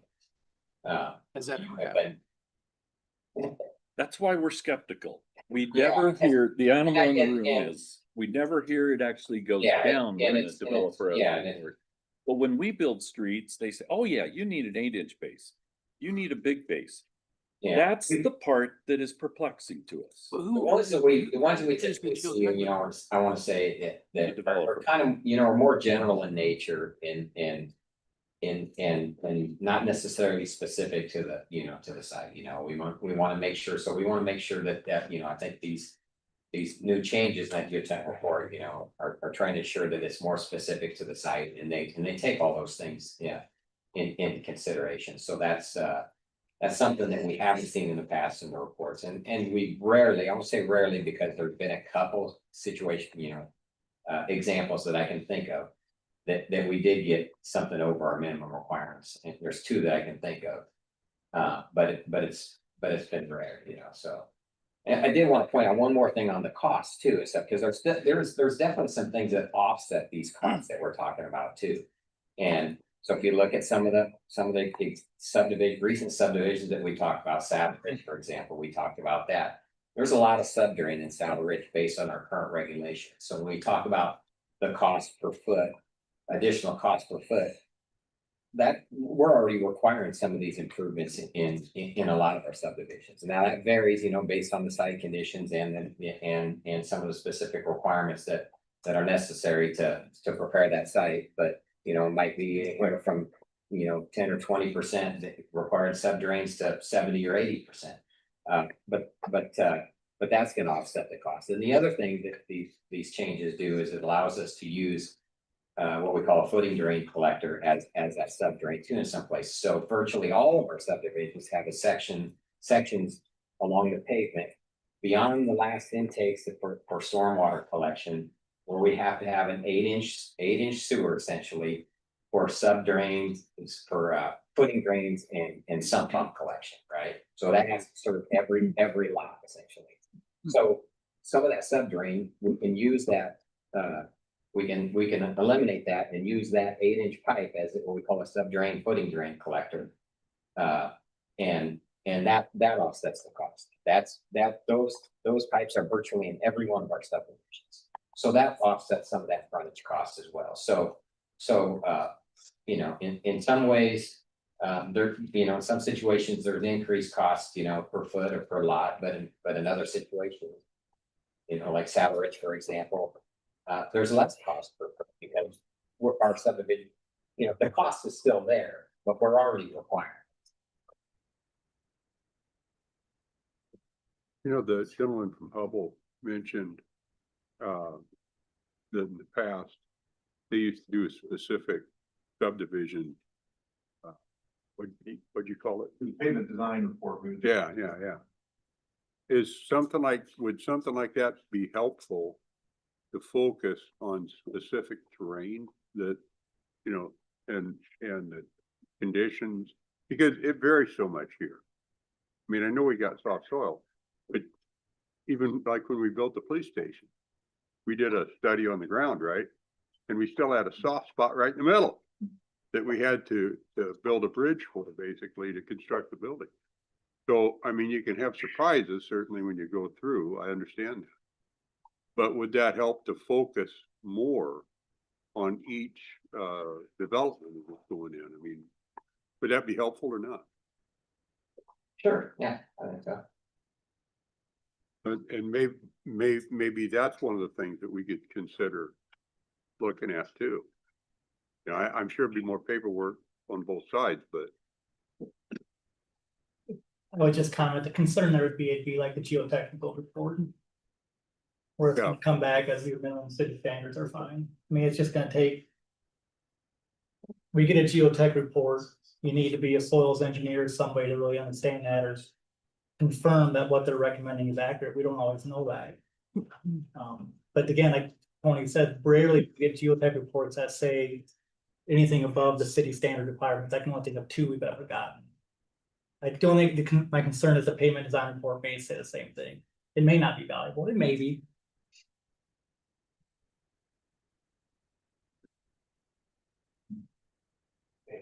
No, I'm just trying to imagine. I don't think in the future we're gonna be able to spend money fixing streets that are prematurely. Right. Yeah, I've been thinking a little bit about that too, George. I mean, obviously, we get new tax revenue, but we take on future liabilities with everything and, you know, right now, our ability to collect revenue that's gonna keep up with those future liabilities is decreasing. So. Well, we can have a slow year. And then we have a big year, get 6% growth like we did last year, but we only get 3. Right. From the legislature. right. Which is like putting the noose around their neck and tighten. So each time we go up 3%, we're just tightening a little bit more. Yeah. So, I mean, we just gotta be real prudent because we're in an area that's gonna grow, whether we like it or not. Well, we like it. Well, yeah, some people don't, but most people enjoy it. But the point being, we have to do it smarter, especially with that 3% limit. Or we're not gonna be able to provide a safe environment over time. But That builds up over time and eventually it's gonna go from probability to reality. That we're not gonna be able to hire the police officers we need. Right. EMS, fire, whole bit, because we're spending on other things. Only about 3%. That's my little speech. Mhm. well, Yeah, I was thinking I the don't know anything same, about I roads. was thinking Don't about ask me that about too, roads. George. I really don't know anything about it. I'm asking questions. Well, I'm an expert in soil substrate. So, but that would be boring for me to go into some of that stuff right now. I'm just trying to imagine Jackie's voice here tonight, which I'm gonna have to get used to her not being here. But I imagine her being very passionate about, good streets with a lot of longevity. For sure. So I'm gonna miss that voice. I'll say that much. Cause then I get to show up as myself and be a little bit calm. But I can imagine her being very passionate on behalf of our citizens and our future citizens and our future expenditures and things like that. So what do you guys want to do? You want to pass the first reading and have the bonding language massaged a little bit for the second, or would you prefer to like table with the direction of staff to work on the bonding issue? It sounds like we got a lot of stuff up in the air. Yeah. I think tabling it seems like the proper, is it, I mean, it's only gonna delay things too. Yeah, we're not. We're not in that great of a rush. And I I would like like council to do it right, and feel comfortable with what they're doing. I certainly don't mind taking more input from the public so that in a way you guys are taking more input from the public. I'd like to table it so we get the best product that I think we can produce. Yep. That said, Do you I want, want to produce a product. Yeah, yeah, status quo is not Change acceptable. is coming. Correct. Change is coming. you want to have staff work on a phased in approach to this? Right now, Yeah. we kind of have a little bit of a phase-in approach in that, these standards would not apply to, I believe it's, preliminary flats approved prior to this coming January 1st, and final plats finished a year later. So, I mean, that's not as far as they want. I mean, when I met with them personally, I asked them to look at those and talk about phases. So I would suggest to mine was like, take a look at that. Okay, so. I knew in that second draft, Jim actually took that out, and it's not in there at all. And, so anyhow, I think it's great if you guys would look at the table, because we will come to the table, and we'll surprise you, we want to see this done right for the city. We just think it's, at this point, there's a lot of changes that we're gonna go through and pass it, then you're gonna have to amend. Right. And we'll be at the table. Okay. And do you want to delay any preliminary plats from being passed until? I think I'd like to have the staff provide us a recommendation on that. You know, what they think maybe is a part of the conclusion of what they're doing. Dave, I too, when you come to the table, could I really appreciate the way you came tonight, everybody. Thank you so much. Thanks for leading it too. It's fantastic. I mean, we have had occasional not so pleasant exchanges where there's an assumed, like, somehow all of a sudden we're two separate teams who are engaged in a battle here. It's like, wait a minute, I think we're all on the same page. So thank you. I really appreciate that. And Dave, I would appreciate that continued, like, I'm really going to put myself 15, 20 years out in a city council person seat, in a Norwalk resident seat. And just what would you want in that situation? If that were the only hat you were wearing, what would you want? And if you can come with that sort, like, that helps me also listen too. Does that make sense? So, yeah, it's like, I'm not saying you can't represent yourself too. And I hear a lot of goodwill, but I always appreciate when people like strong man rather than straw man. And you didn't do that tonight. So thank you. But when they strong man the rationale for this thing that they would like to see change. So, you know, if you can continue to operate like, all right, I'm a Norwalk resident. I'm 15 years out. I'm 20 years out. What would I have wanted my city council to do? Even if it was difficult. I'm taking off my developer hat for a second. What would I have wished for? And I'll do the same for you. That's what we did tonight. We listened, we heard. We're gonna table stuff. Yeah, I didn't think their pitchforks were gonna. Yeah, no, thank you. Talked about. What, another, I think we're kind of a little bit hypocritical here if I should. What the heck? Throw it out there. If we're gonna do the phase in. Not that I want to pay for it long term. If we change the standards, change the standards. That's what it is. On the phase in part. When we want to upgrade it to what we should think it should be, because that's going to pay off for us 30 years down, next 30 years, 40 years, 50 years, whatever it is. That'd be my take. So otherwise, if we just let it slide and go under, it's like, okay, we think it's not good enough. But we're going to phase in not good enough. Doesn't make sense to me. So, Mayor, agree. Just sorry, go ahead. So I would say yes. I think we want the phased in language, and then let's have that discussion to see if we want it or not. Go ahead.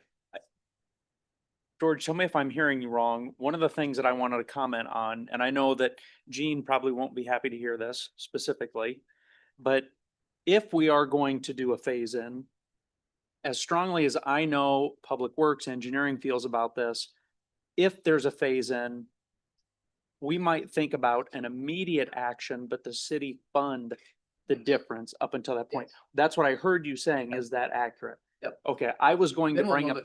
that theory, I hope, we'll know the cost at that point. Right. So there's some unknowns there, but if there's a phase in, I was gonna throw that out as something to consider. So we would participate for a while. Right. Okay. To alleviate some of the Yes. surprise It'll job. save us. Yes, but Okay, that makes let sense. let that. those standards immediately Yeah. take it, realizing, Yeah. which the other thing I wanted to comment on. Appreciate the kind words you pass along because it seems so productive. And true. Yes, and true, what happened. Dan, I appreciate you pulling folks together so quickly. Just so you know, Dan reached out pretty swiftly and explained that he was pulling folks together to review the changes. Staff talked about how we wanted to let the developers know early. And we even adjusted some timeframes of when this even showed up on council agenda. So I know there's some disagreements on this, but I do believe that both sides are working together. Yeah. And we'll continue to work with you folks to do the best we can for something that's agreeable. Yeah. Okay. Motion table. Thank you. Second. Okay, so I got a motion to table from Meineke, a second from Baker. Any further discussion? Do we want to table to a date certain? You want back at the next meeting? So We're gonna move. I don't know think how you can quickly trust this that Wayne's gonna Yeah. push this. We'll We're gonna- push this Yeah. along pretty swiftly. Great. Okay. But I do think that there's probably a dotted line in this that we are not interested in approving any more situations till we get this figured out. So we don't have more situations that we have to fund or subsidize. Right. Okay, just as a So discussion. we're delaying any other preliminary plat until this issue is resolved. One more thing. Okay. There's gonna be a period of time that we're gonna work, Dan, his team. I appreciate, Dave also, being involved. That's helpful. This is likely to extend past January 1st. Just so you know, Brian Baker, Jackie Livingston won't be here after January 1st. Kelsey's in the audience. She's one of our new council members coming on board. Congrats. And Andy had reached out to me earlier, asking about participation. And I explained to him that after the meeting tonight, I will email him because he couldn't be here. Andy Borjan is our other new incoming council member. He already sent me a test. Oh, perfect. So we'll find where this conversation starts on YouTube and I will send him so he can go back and watch this discussion as well. Yep. Because they'll likely be involved in whatever vote takes place after January 1st. All right. Thanks to everyone else for sticking it out tonight too. God bless you. So, Kalen, would you please call a roll? Councilmember Brown, Yes. Cool, Yeah. Minneke, Yes. Baker. Yeah. That motion carries. It's tabled until next meeting. All right, Thank you. sound good? Thank you guys for coming in. Why don't you stick around and talk about the fire truck with I think it's just suit. Okay. Item. I didn't say anything, did I? No, no. Okay, so item 7B is public hearing on proposal to enter into a water revenue loan disbursement agreement. So we'll open up the public hearing at 7:42 PM. At our last meeting, council passed a resolution to move forward with this public hearing to get feedback on borrowing funds needed for the Central Iowa Waterworks buy-in. Jean. Yes, thank you. This is a public hearing to approve and secure a loan for the city's Central Iowa Waterworks member buy-in costs. This, we will utilize the state revolving loan fund through the Iowa Finance Authority. The loan amount is $5,924,000. And plus origination fees of $29,600, which is what we'll pay to IFA for financing the loan. The rate will be 3.26%. It's a little lower than the third quarter rate. So a little bit better closing at this time of year. The loan rate is 3.01%, and then there's a servicing fee at 0.25. So that's how you come up with the 3.26. We will close on this loan December 19th. Our last meeting in December is actually the 18th. So we'll have the check prepared and ready for approval that night. The funds will go in our bank account the next day and we'll mail the check out. And that is all I have unless you have questions. Kalen, have we received any oral or written comments on this? No. Any public comments?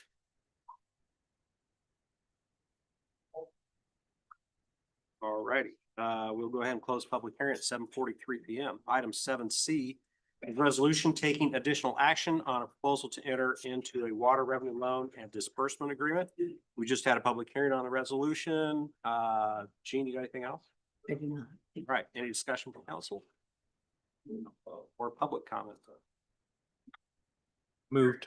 Huh? Moved. Okay. Motion by Brown, seconded by Meineke to approve the resolution to secure loan for the Central Iowa Waterworks buy-in. Any further discussion? Kalen, would you call the roll? Councilmember Cool, Yeah. Minneke. Yes. Baker, Yes. Brown, Yes. All right, that motion carries. Item 7B is public hearing on a proposed conveyance of city-owned property. We'll open up the public hearing at 7:44 PM. So with one of the first plats for Warrior Run, parkland dedication, set aside a lot at the corner of Shady Lane and Warrior Run Drive. When Diligent decided to convert the golf course to residential development, there was discussion on how to get Shady Lane extended into the new development. It was decided to increase the amount of parkland dedication in the new development to match the area in the current park. And then that current park would then be transferred to Diligent or conveyed to Diligent so that they could extend Shady Lane into that new area. This public hearing is to get input on the conveyance of that park to Diligent Development. The city will receive the equivalent amount of parkland in the new development in addition to any parkland that needs to be dedicated due to the new development. Diligent gets access to their new development and will get a bigger park for residents to use. Luke Nelson, I'll turn it over to you. I think you did a great job summarizing that. Did I draw that correctly on the map? So It's additional, and a lot wise additional.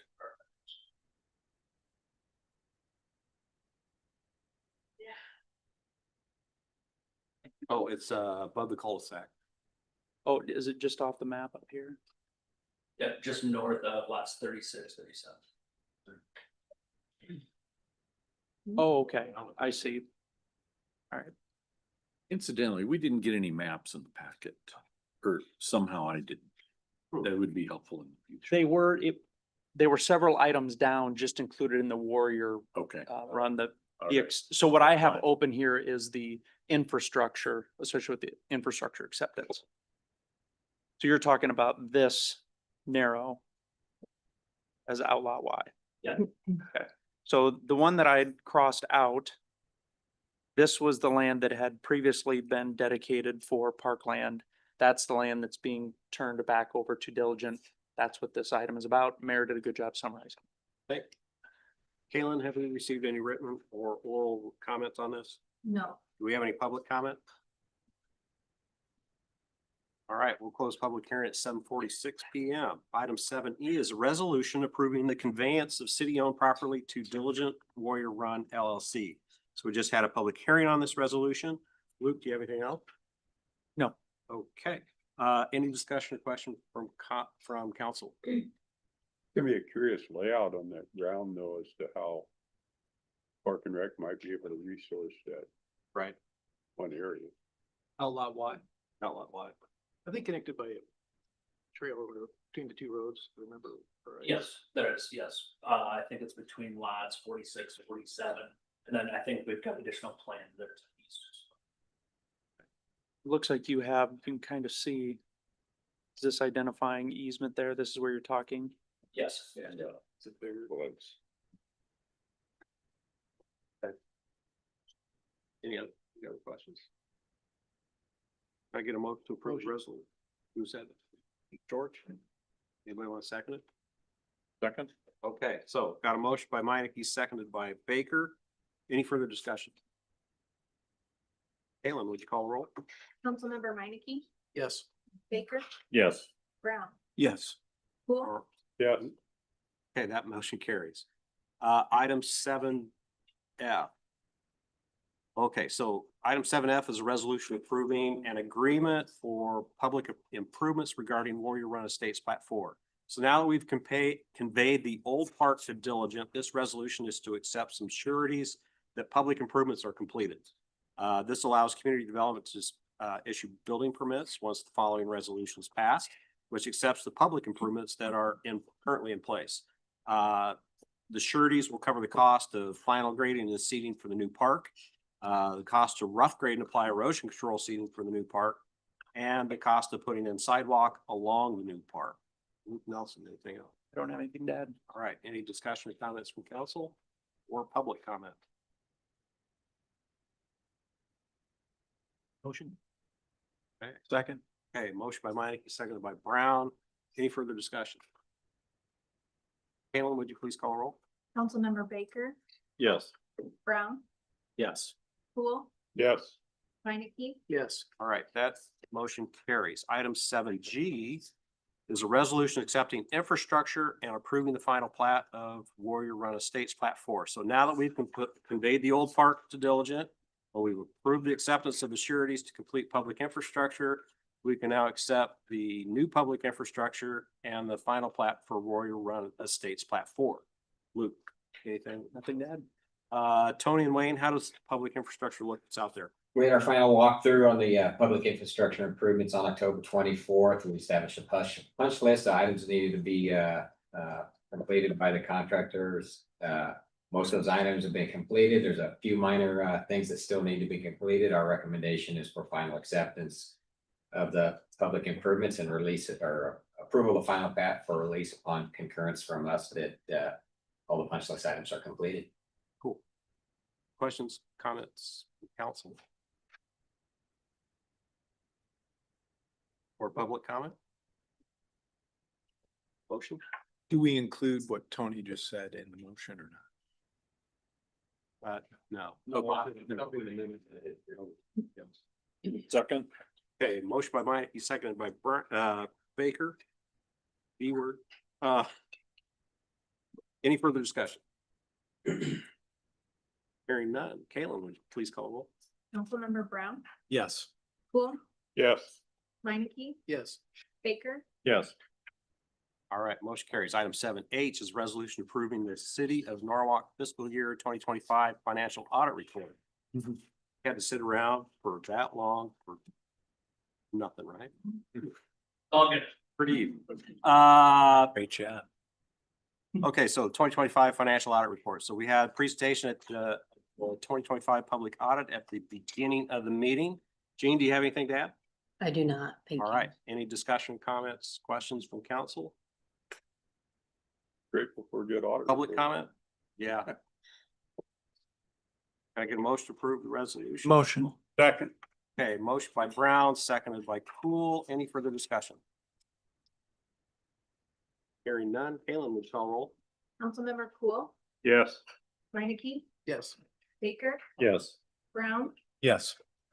All right, motion carries. Item 7I. It's a resolution approving purchase of a 2025 Vector combination sewer truck. Wow. Wayne, I'm just gonna let you explain this. Who's excited, huh? Yeah. Right.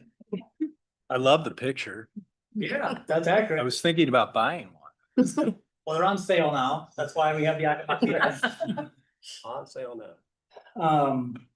This is in our CIP. It was previously, or it's currently in the CIP for next fiscal year.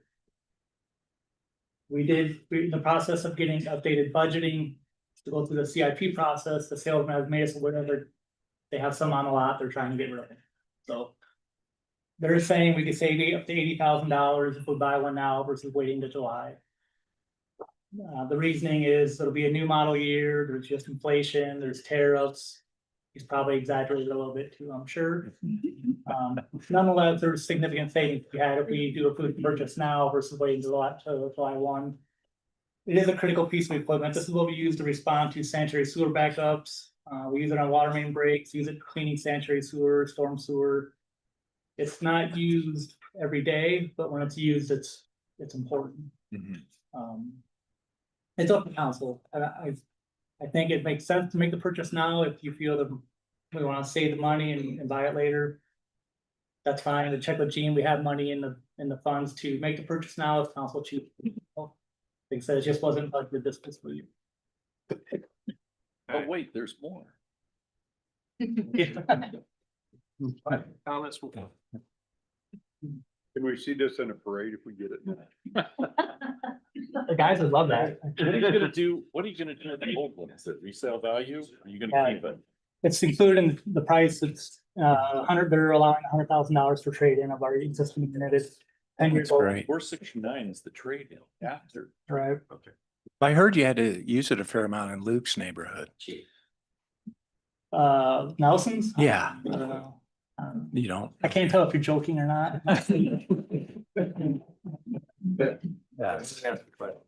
Are there any property, is there any property tax used for this purchase? No, sir.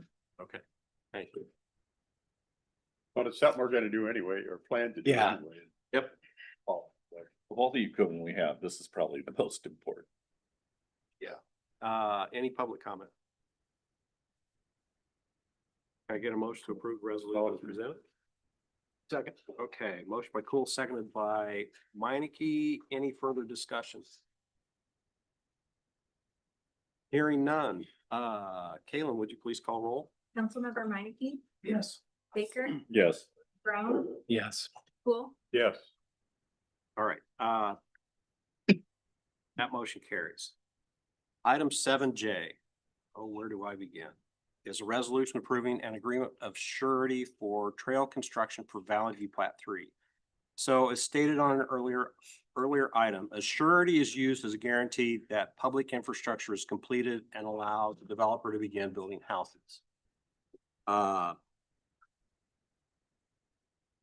For Norwalk, a lot of times, normal sidewalk is 5 foot wide. If we decide that we want to put in a trail and make it 8 foot wide, the city usually covers the cost of that additional 3 feet. Okay. So council required 8 foot trail for this area. And Cooper Crawford agreed with that. And we agreed that we would pay for the additional 3 feet. Cooper Crawford didn't put the 8 foot trails in their drawings. Okay. And we didn't catch it on the drawings. And so Mr. Larson built it according to the incorrect drawings, so it's sitting there at 5 feet. All right. Staff discussed this with Larson and with Cooper Crawford, and we think if a fair way to go about things is to split the cost 3 ways. You have a revised resolution in front of you. And I'm going to turn it over to Jim at this point to talk about changes. Okay. Well, basically what after further discussion late this afternoon and everything, we looked through it, and the original agreement that was put out there was basically this city not necessarily participating in it. That was the first draft. Also, when reviewing the estimates, it appeared that they weren't 100% complete. Once we went through them, we found that there was another section that wasn't included. So the total cost of removing existing 5 foot trail, which covers 3 houses that have been built, not the entire length there because the sidewalk hasn't been built the entire length, but this represents basically 3 houses that it runs by and the city park that's been dedicated to the city. And with that, you take out 5 feet and put it in an 8 foot trail. It's 460 feet long, and the amount that would cost for replacement is $33,185. Agreement that we have right now says that the city would participate in 1/3 of that cost, or $11,061.67. With the developer taking care of the rest of it, however we choose to do that.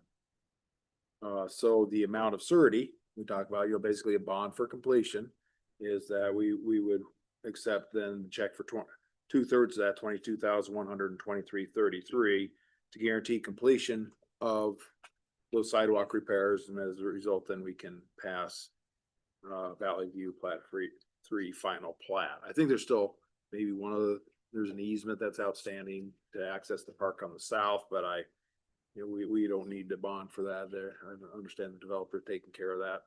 And what we would, before final platting documents were released, we'd need that easement. I don't think that's an issue. Okay. I'll turn it over to you next.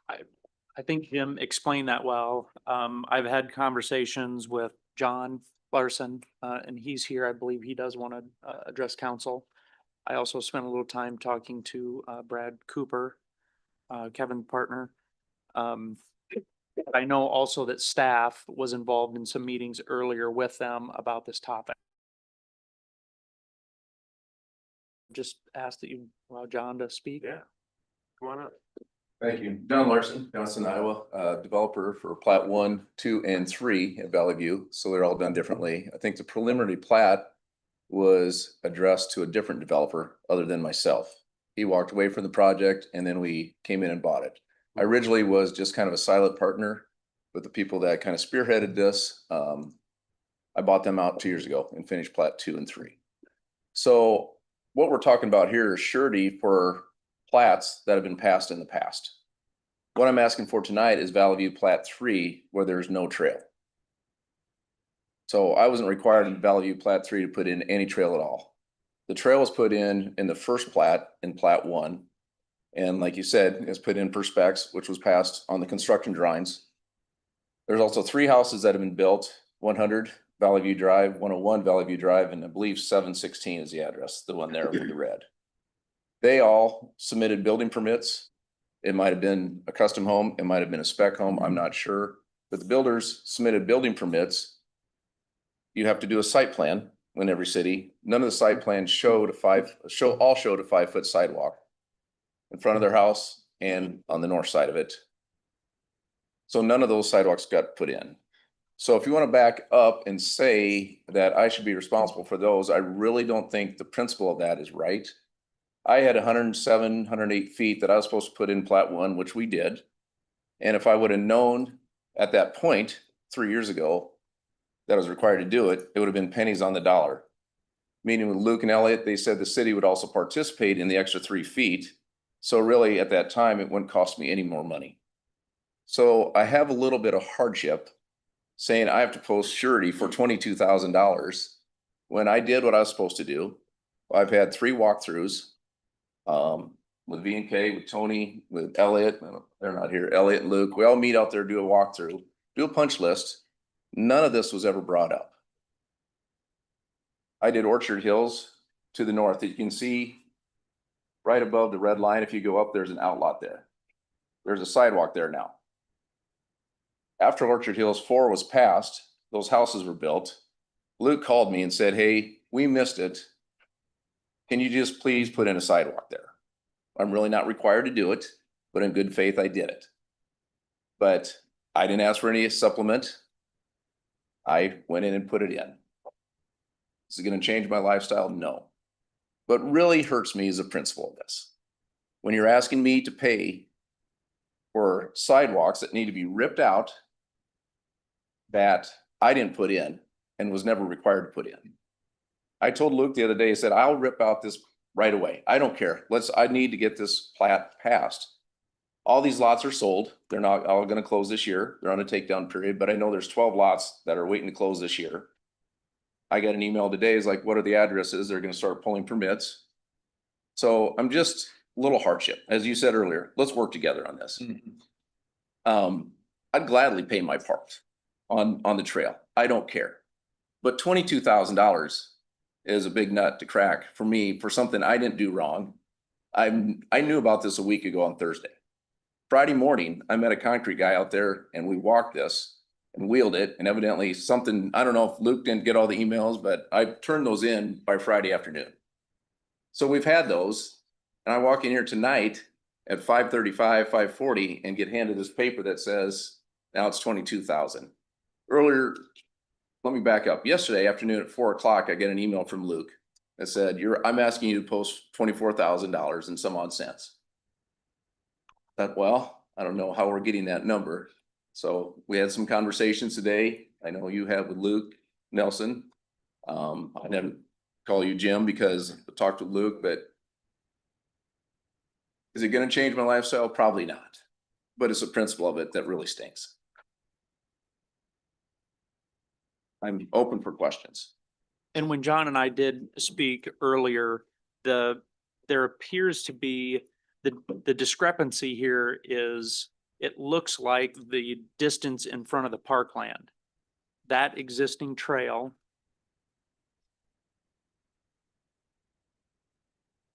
It appears that this portion right here is what was not included in those estimates. And we know it's 107 feet. Right. So the numbers that, Jim, that you have in this agreement, I believe what you did, you simply took the linear foot of those other estimates, which all seem to match up, and just applied it as if this additional 106 feet that you mentioned were added in there. Okay. And the same premise that you and I talked about earlier, which, as I mentioned, it seemed reasonable. Talking to Brad Cooper, they also were willing to participate. Everybody recognized there was some oversight and each person participate at a third. So what you're seeing here, let me switch back over to that agreement. So what you're seeing here is what I told you over the phone today is that I would be willing to come to council and suggest that $8,000 figure, which was a third of the 24,000. With that additional distance included in there, we simply added that to this cost. So instead of 8,000, the city's portion would still be a third. So what showing up here matches what we talked about earlier today. It does, but I'm still have heartburn over it. Understood. Because I'm required to do something that no other developer does. And who's gonna contact these people? And if you go to the east side of this at McIntosh Park, it dead ends. There's nothing there. So what's the city's plan to move forward with that? Is there a plan in place? Is there a comprehensive plan? And that's great. But it's just really hard for me to stomach the principle of it. And when you say there's an easement on plat 2, what is that you're needing? Well, from what I understand, this is just brief, wasn't there an easement on the south end of the park that basically extends, there's like a little. We brought water and sewer up from the south in case you guys ever wanted to. So like a trail easement or something like that, and I wasn't even involved in discussion other than there's a trail. I'll let Kevin speak and I'm more than happy to come back. Right over, basically coming off what is gonna be city park ground over probably that, I think it's over the parcel that ends 8,000, is that correct? Maybe Kevin knows. Kevin Crawford, Cooper Crawford and Associates, 475 South 50th Suite 800 West Des Moines. The easement in question is along the east side of outlot. I'm gonna get the number or the letter wrong. It's on the east side of that kind of odd shaped piece on the south side. So it's the east 15 feet of that. So I just need to provide his attorney with a legal description. We can get that done. But isn't that already in the parkland? That's not parkland. You own that and it's part of your stormwater. Oh, on the east side of that property. Yeah. I'm sorry, get right. Yeah. Yes. It's graded on the proposed contours. It was graded for a trail to go there. So you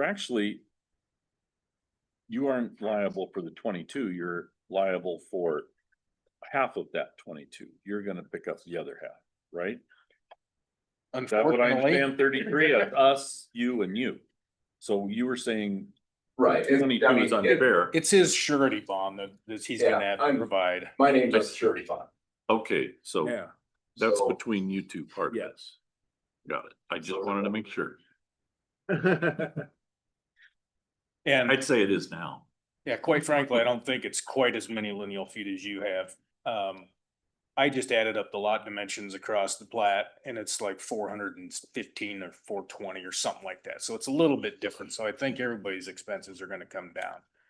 But for the sake of getting plat 3 done tonight, this is where we're at.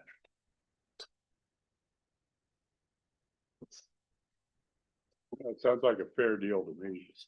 Third to third. And who will be responsible for contacting the people, the 3 houses that are being built or that have already been built, they're lived in? Well, keep in mind, all of those sidewalks are within the right of way. So for that work to be done, there does not need to be authorization. It would be nice, and it's always polite to contact the property owners when we can, but that's not required. You wouldn't, unless, Wayne, I'm guessing maybe they they might have to get a little on the private property to replace that sidewalk, but maybe not. Yeah, and if they have irrigation systems in place, there'd be an issue there. So we're gonna wanna have communication, a letter, if anything, or door hanger, that'd be great. Wayne, why can't we just add on 3 feet? That's a construction issue and we don't see jointed longitudinal joints on anything under like 12 feet. Especially trails, an 8-foot wide trail, you don't see a longitudinal joint on them. If it would have been, the only way I could ever get on board with it is if you had a saw cut joint, where that joint is like a nickel wide, but it's a tool joint right now, you know, the edges are rounded on that sidewalk, the edges are rounded, so to pour up next to it, you're gonna have a pretty significant longitudinal trip hazard, I'll call It's a it. scooter catcher. I think it would be, that would be my concern. Electric scooter catcher. Yeah. We can put a sub basin. Can't do it. And drainage. Yeah. You serious? Great. So I find myself very sympathetic to John's argument. Yep, I'm just gonna say that. I think I'd feel very similarly if I were him. And I think we make very few mistakes like this as a city. I mean, this is like highly irregular. When I think about who should own this, who should really step up and own what happened here? It occurs to me that we should play the lead role in that. Now, I may be swayed. I'm just saying right now, I would feel good about us taking a great deal of ownership in this oversight. I disagree, because we approved the plan to begin with. But it's great. Yeah, I'm ready to hear, George. We informed them it was 8 feet. Yeah, it was 8 feet in. I think the 3-way split is fair. I think it's Well, fair. back up. I mean, you informed it in a meeting, but there's no comments.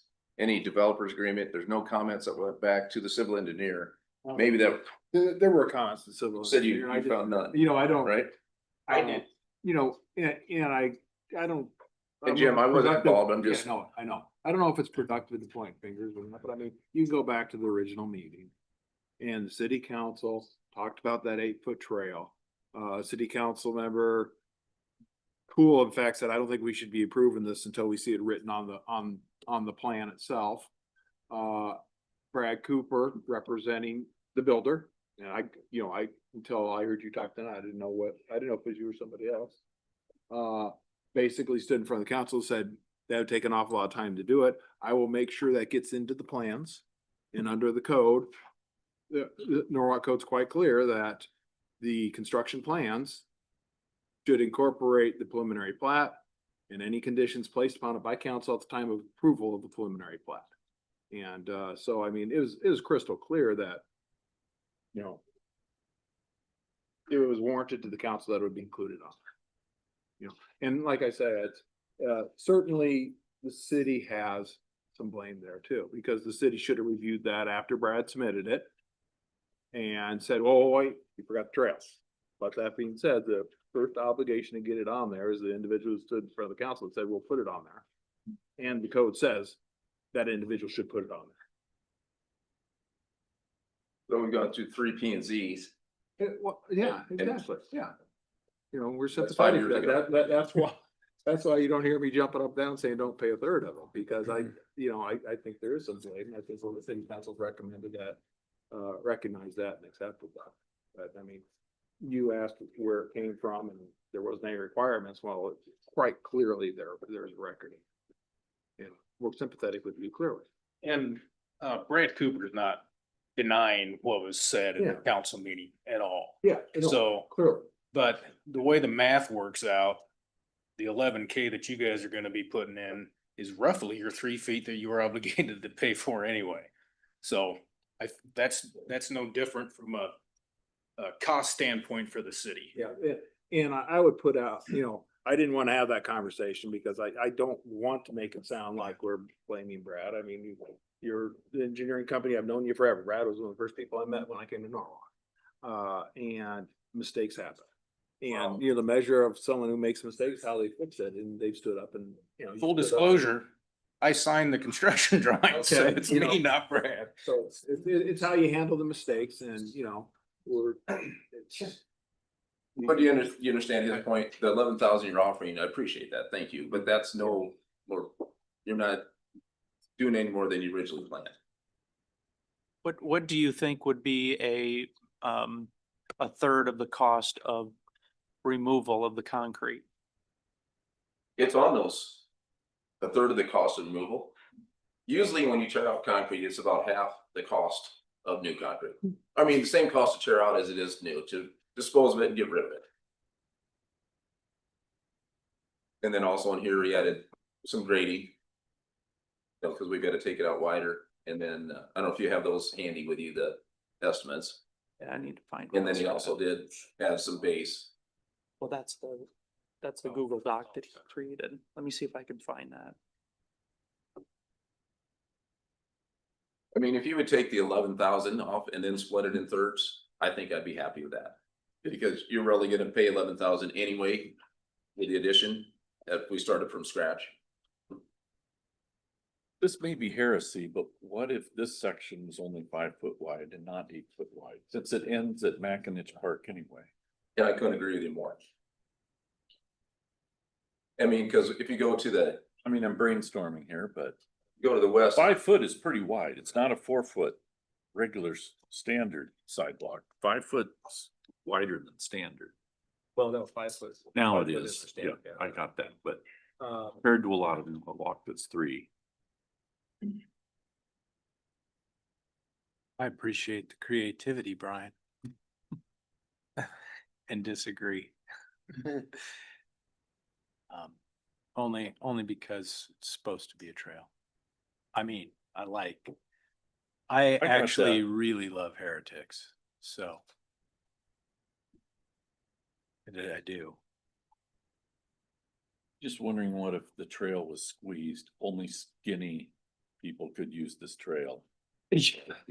Put up a sign there that, Yes. that might get us in trouble, but That yeah, probably will. I think it needs to be 8 feet.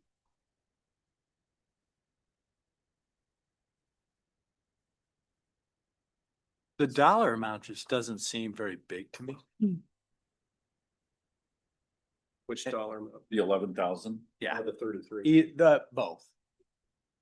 It just doesn't seem like a lot. Did they match? And you can take that either way, right? Yeah. Because it Yeah, doesn't I seem agree. like it a lot, then split it. Great. For the size of this subdivision. You could also Pretty good say, size. because it doesn't seem like a lot.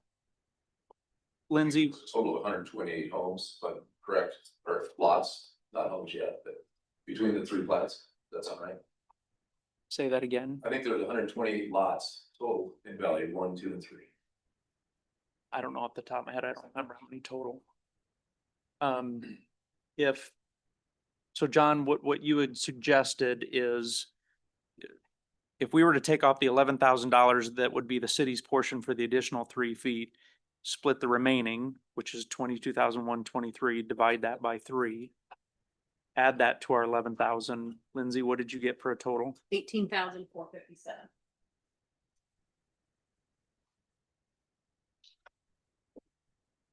And so then what would be the remaining surety? 7,395 times 2 would be the sure. Apologies for that.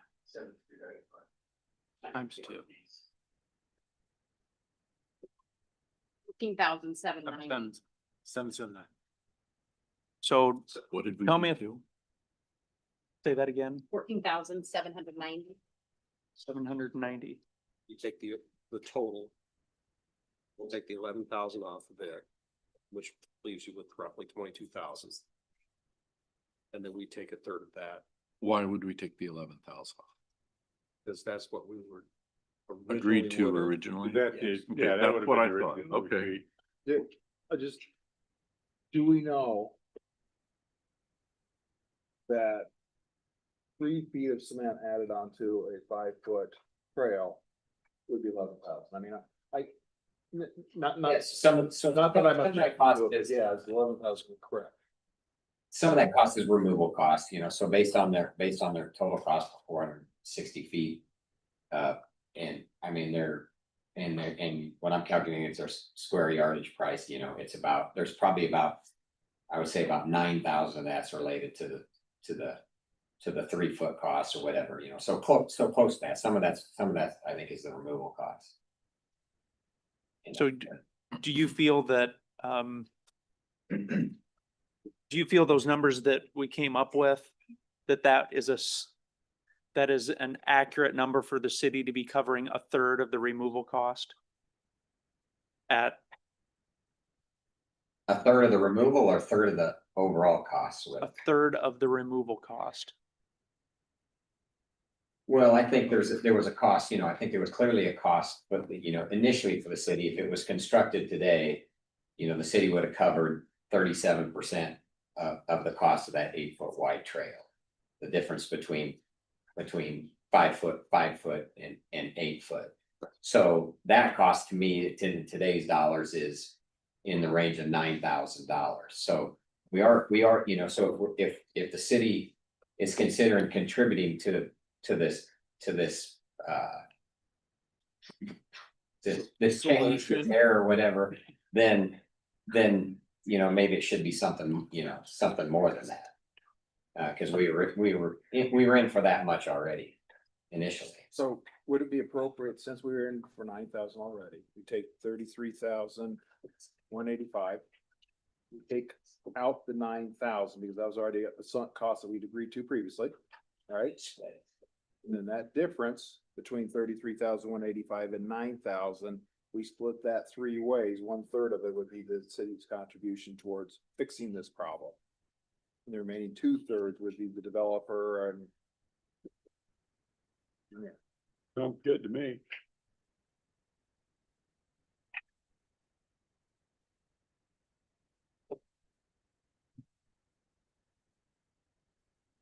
So the city portion being $17,061. It takes. It takes 33,185 less than 9,000. It's 20,185. We have to have a recess. Plus the 9, that- I do that. I agree. Yeah, 17, 16 and back to the 33,000. People in discomfort here, is that? This is, yeah.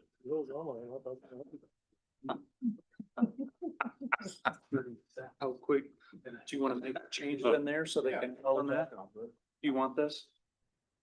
Thank you. Okay, so what's the numbers come out to? Here, I'll read them. So basically what we're talking about, total cost of 33,185, city would have spent 9,000 anyway, so subtracting that out, that remains a really kind of a cost of the mistake is 24,185. We divide that by 3, the city's obligation on that would be 8,061.67. That's the 24,185 divided by 3. So when you take the 8,061.67, which is the 1/3, and you add what the city would have paid, $9,000, that means towards this fix, and the estimated $33,000, the city will pay $17,061.67 with a remaining amount of $16,123.33.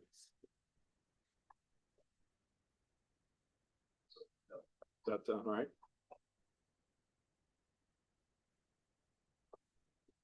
Everyone track that? Sound fair? Yeah, I got it. I like it. I have a couple other comments too. You go up to the dice. How are we gonna portray this on the rest of Plat 1? Plat 2, I think there's only 2 houses it affects. One's gonna pour a street or this sidewalk soon. I know he just stopped last week. Yep, I think he's been notified that it's gotta be that, and I think at the time of, building application, builders will be informed that that's. You want to change it on the construction drawings. Yes. Yeah. Yeah. And then the building department will be notified also. Yes. Assume. And then they need to turn in that difference of cost. Because the city reimburses for that additional 3 feet. I'm trying to think which lots are sold along the front right row and don't row right now.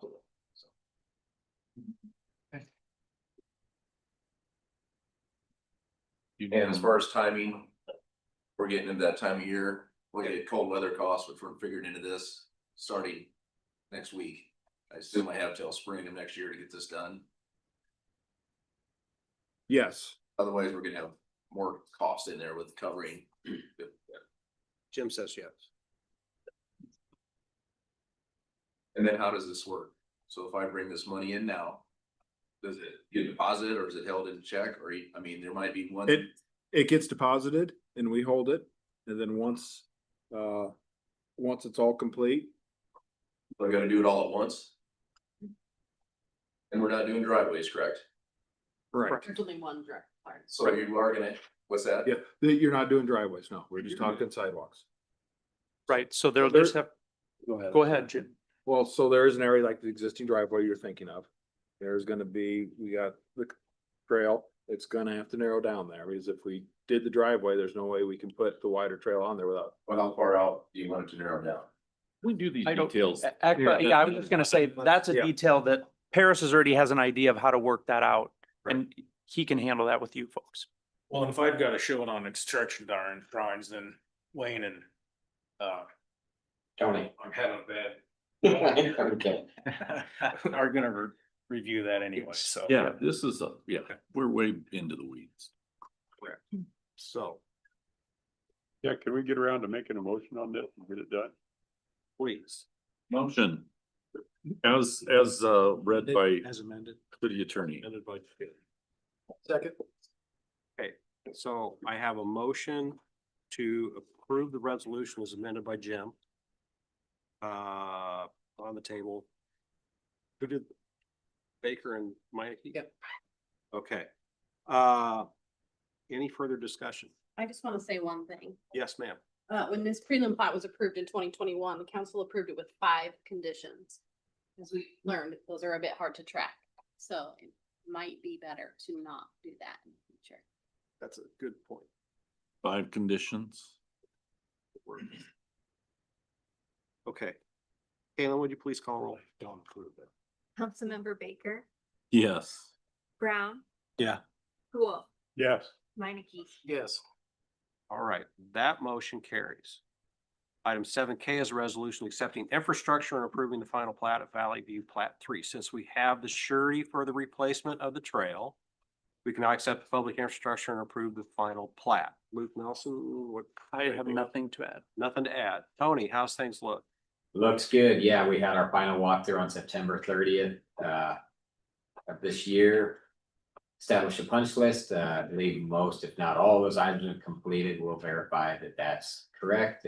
Recommendation this time is final acceptance of the completed public improvements and approval of final plat. All right, thank you. Any discussion, questions? Motion. Thank you. Motion by Brown, seconded by Minneke. Caitlin, would you please call roll?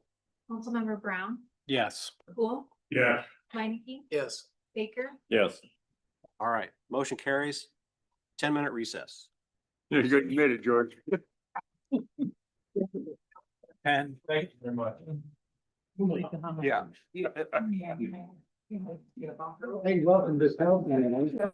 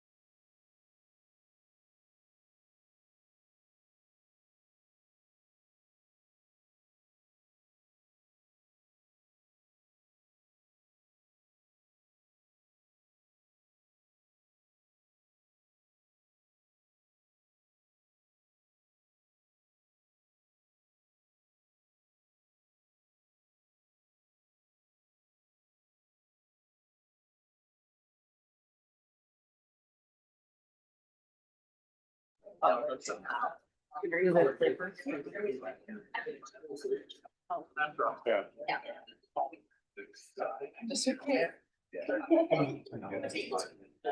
All right.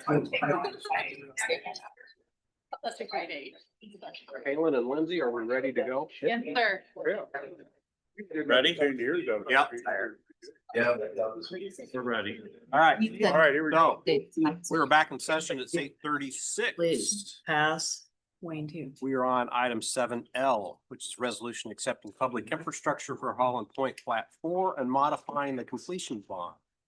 So council accepted a surety bond or a surety for some of the public infrastructure in Holland Point Plat 4. A portion of that infrastructure has now been built, and the developer would like council to accept the completed infrastructure and then to lower the completion bond amount to an appropriate level to cover the public infrastructure that remains. Luke Nelson, I'll turn it over to you. I don't have anything additional. You explained it well. Thank you. All right, Tony, how's? Yeah, that's pretty accurate. Yeah, so this is a little bit strange because we already approved the final plat and had a performance bond for the public improvements. There's a couple items that aren't done yet, so we've reduced the performance bond for those items. I'm satisfied with the cost in that reduction. Part of it's for a trail, part of it's for some paving that there's some issues with. So yes, I would, that's all I got to add, yeah. All right. Questions, discussion from council or public comment? Can I get a motion to approve the resolution? Motion. Second. Okay, motion by Cool, seconded by Baker. Any further discussion? Kaylin, would you please call roll? Councilmember Cool, Yes. Minneke, Yes. Baker, Yes. Brown, Yes. All right, that motion carries. Item 7M is a second reading of an ordinance amending chapter 92 water rates and chapter 177 rates and fees of the Norwalk Municipal Code, providing for amended secondary or irrigation water rates. So earlier in the year, council decided to establish a tiered rate structure for irrigation water rates, and there were some unintended consequences to that action. So staff is suggesting to move to a flat rate for irrigation metered water. We're also starting to see attention drawn to irrigation across the metro as cities are seeing the costs of adding capacity through Central Iowa Waterworks, which is our regional water authority. At our last meeting, the first reading of this ordinance was passed. Gene, do you have anything to add? Just quickly, the ordinance states a date as soon as passage, which is November 20th. We're just asking formally to approve January 1 as the implementation date. 2026. January 1, 2026. Okay, so January 1, 2026, amend the effective date to that. Questions or discussion from council? Motion. Thank you. Any public comment? Hearing none. I got a motion for Baker, seconded from Minneke. Caitlin, would you please call roll? Councilmember Minneke, Yes. Baker, Yes. Brown, Yes. Cool, Yeah. All right, motion carries. Item 7N. It's final reading of an ordinance amending the official zoning map of the city of Norwalk, Iowa by rezoning 1.6 acres of 8481 45th Place and 8485 45th Place from AR Agricultural Reserve to RE1 Single Family Real Estate. So at our last meeting, council approved the second reading of this ordinance amendment. Luke, you got anything to add? Nope. All right. Any questions, discussion from council or any public comment? Second. Motion by Minneke to approve the final reading, seconded by Brown. Caitlin, would you please call roll? Councilmember Brown, Councilmember Baker, Yes. Brown, Yes. Cool, Yes. Minneke, Yes. All right, motion carries. Item 7O. It's consideration of a proposed decision on apparatus maintenance and or purchase for the fire department. So this item is to discuss what to do to repair and or replace our tower fire truck, which is 17 years old and is currently out of service. Chief Porter and her team have done a lot of good research on this, and they are asking council to decide which option to pursue, or if you need some additional information, they'll bring it back to the next meeting. So Chief, I'll turn it over to you. Thank you, Mayor and Council. I appreciate the opportunity. As it says in the agenda statement, the fire department currently operates and maintains a 2008 100-foot aerial platform fire truck. That piece of apparatus is critical to emergency operations. I know that it seems like we use that mostly for structures that are tall, but that's not the only use of the aerial apparatus. To include down to residential structure fires where we use it as an elevated master stream. All those additional uses are listed in the proposal and in the agenda statement. With the agenda statement, I did include kind of a proposal that outlined a couple of options. In those options, we were citing NFPA, safety and operational considerations, financial considerations, and risk factors. I'm happy to answer any questions at this point. I guess, Chief, I was doing some thinking about that. Yeah. You know, I know we planned on having an offline conversation a little bit, and maybe we still should do that. Had a little breakfast this morning with Luke. He was kind enough to grace me with his company. And this was one of the topics that we discussed. So a couple of things come to my mind, right? If we look down the repair side of it, right? There's an expense to repair. There's also an opportunity cost of the decreased value of the truck as the hours and the years go by, right? I'd like to know the ballpark or the estimate of what those things are, right? Okay, the other thing, remembering how heavy a lift it was to get this truck to begin with, and I was here and I got to see it firsthand, right? That'd be an even heavier lift this time. So what I'm wondering is, could we get with our insurance people, find out how it would affect the rating for the people that live in your service area, right? That rating will affect insurance rate. It absolutely will. So we've already reached out to ISO. That's the rating that we get for our city, the insurance services office, and we get a public protection classification. Those ratings that we get look at fire department, and we look at the water, and we look at emergency communications. With that, they do a grading of our city. They give us a code for that, and that's what insurance rates are built off of. We are currently in ISO rating 4. We contacted our ISO agent and said, if we were to remove the tower from our fleet, what would that do to our ISO rating? He said it would drop us 4 points or more. I know that's difficult to determine what that would do, but it would drop our classification from a 4 to a 5. ISO is on a 1 to 10 rating, 1 being the best rating that you can get, meaning the best protection that you have, 10 being the worst. Okay, here's what I'd like to know about that. Sure. Okay. While this rig can be used on residential fires, and I understand that, it also has great value for us for commercial buildings, especially the larger buildings. Absolutely. Okay, now, if that rating changes, then those insurance premiums are gonna go up for those businesses, right? Yes. I'd like to know how much of an increase that would be. I mean, maybe not the exact dollar, but approximately, right? And I'm wondering if in my mind, right, I'm wondering if those businesses would be willing to place a grant to the city that would be equal to or relative to that cost increase. Because they would have that expense one way or the other. And you figure that the life of that truck, how long do you think that truck would live?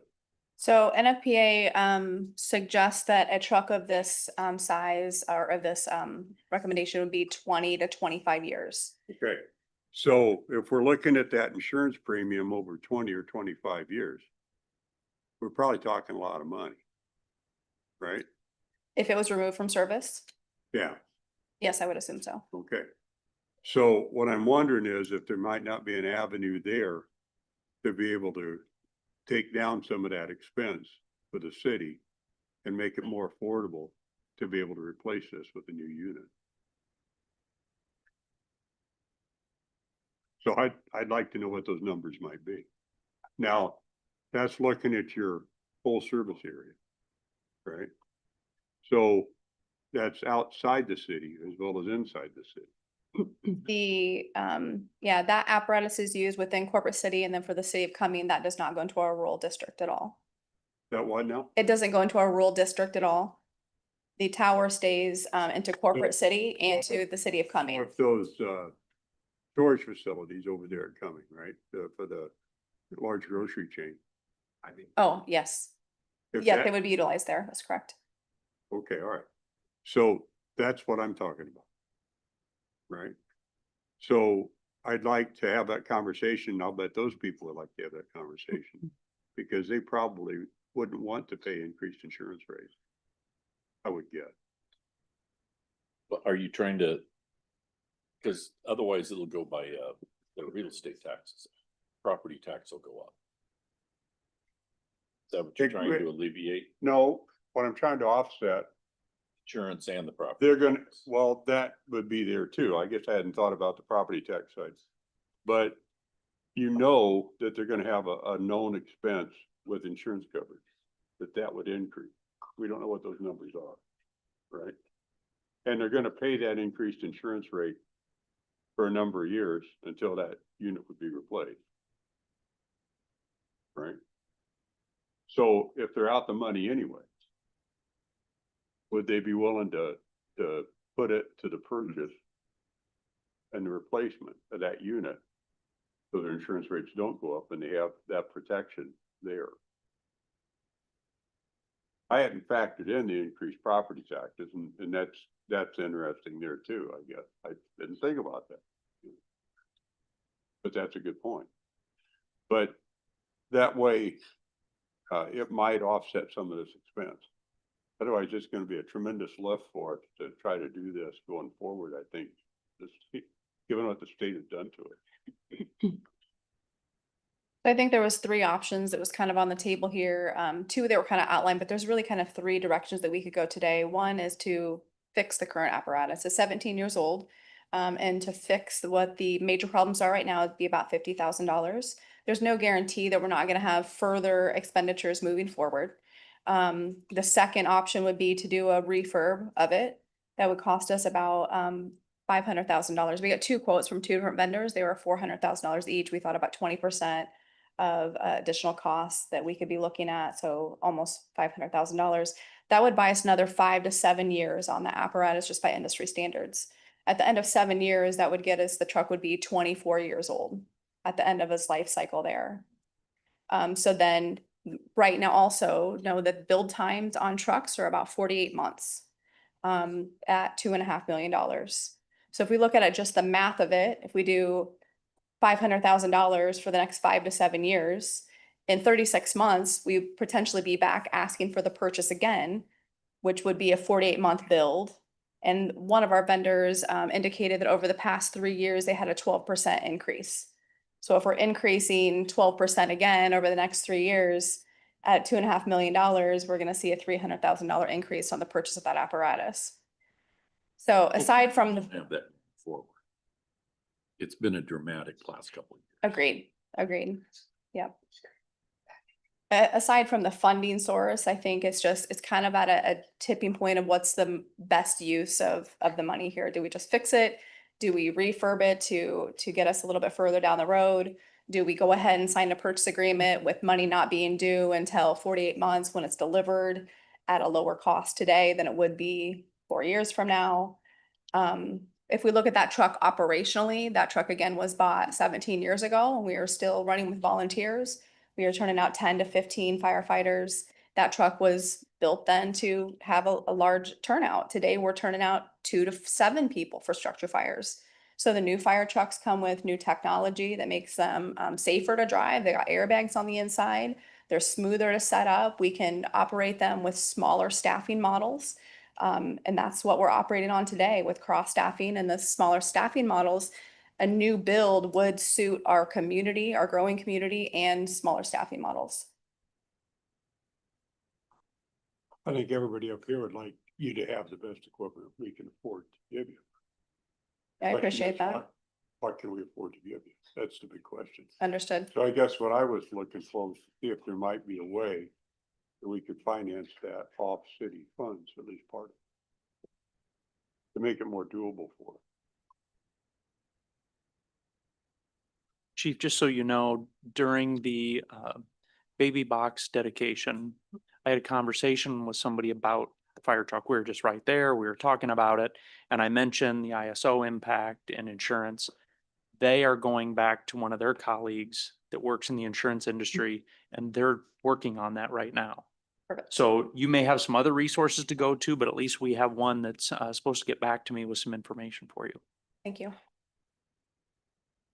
The number, I mean, I'm not getting on eBay and looking at trucks very much. I was like, whoa, 2.5 million? It was just shocking to me. That's all I say. And it's like, maybe that's the deal. But We reached out to 4 different vendors just to make sure this was not, and it is industry standard. We saw quotes anywhere from 2.5 to $3.5 million. Also understand it's a 25-year piece of apparatus. So depreciation on that, we're looking at roughly $100,000 a year to operate this piece of equipment. To serve as, it's protecting the community, again, with all of the risks that we're bringing to the community now, whether it's industrial or anything over 3 stories. We've got 2 hotels now. We potentially have more. We've got the apartment complexes. So I think I kind of listed out those risk considerations in the proposal as well. So though I appreciate the discussion about what would happen to ISO or what would happen to our ISO rating insurance rates if we took that out of service, I think there's a community expectation to keep this in service as well. If it's getting repaired, can it operate? Yeah, so if we just at the lowest amount right now, if we just went to $50,000, I reached out to someone that does our repairs. They had already came out and give us a quote on it. It's right at the $50,000. And he said, I asked him how long before we'd be back in service. That about 2 weeks on the mechanical side, but it would depend on lead time for equipment or for the materials for it. We're unsure about that. I'm guessing about 30 days we could be back operational. How long did you say that it takes the refurb to do? About 10 months. 10 months. Yeah. So the repair is not a long-term solution. No. That's a temporary Correct. fill the gaps. Gearbox Yeah, there's gearboxes. repairs. Who did you have quote? Reliant.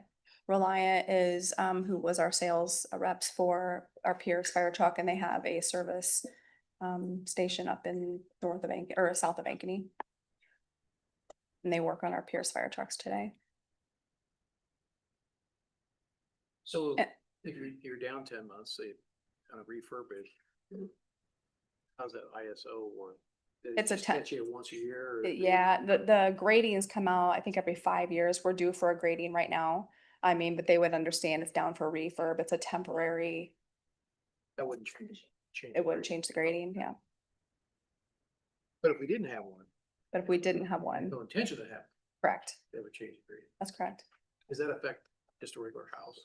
Yes. Yep, your homeowner's insurance is based off of our ISO rating.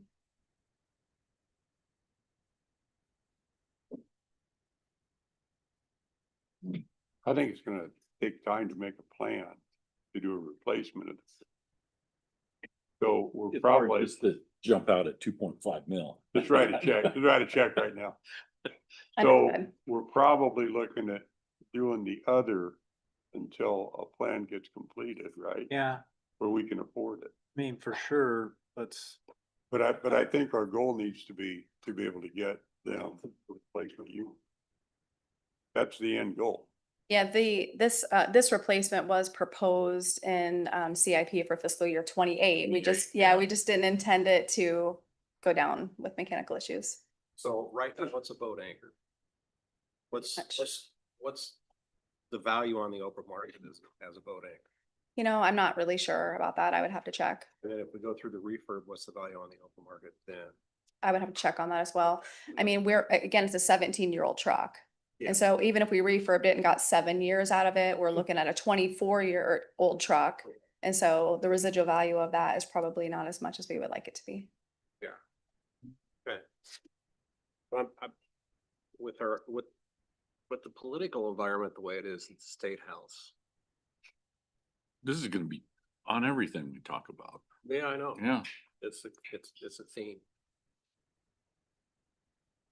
I just wonder if it's best to do the refurb and then see how things shake out 3 years from now. I think we'll know a lot more after 3 years. So I think in 3 years, you're gonna have to make the decision to buy. Yeah. Well, we should be working on something during those 3 years, because that cost of that unit isn't gonna go down. Right. And, I just threw out some ideas there of some ways to explore and see if we can defray that expense. Yeah, I think. We hope that the state gets smarter, and we hope they change their minds on how they do stuff. But hope is not a plan. Right. No, it's Right. not. Well, yeah, I think going to some of the businesses and saying, you know, this is your expected increase in insurance. If this goes away, do you want to Right. pay? Would you help us out to Yeah. keep from having that?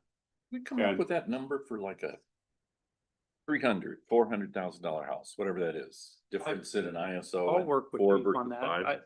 It's a good question. It probably Yeah. something both of us should know. Agreed. Or will a new one move us to a 3? That would be change, probably not. Probably not. Yeah, I think it's the equipment regardless of how old it is. Yeah.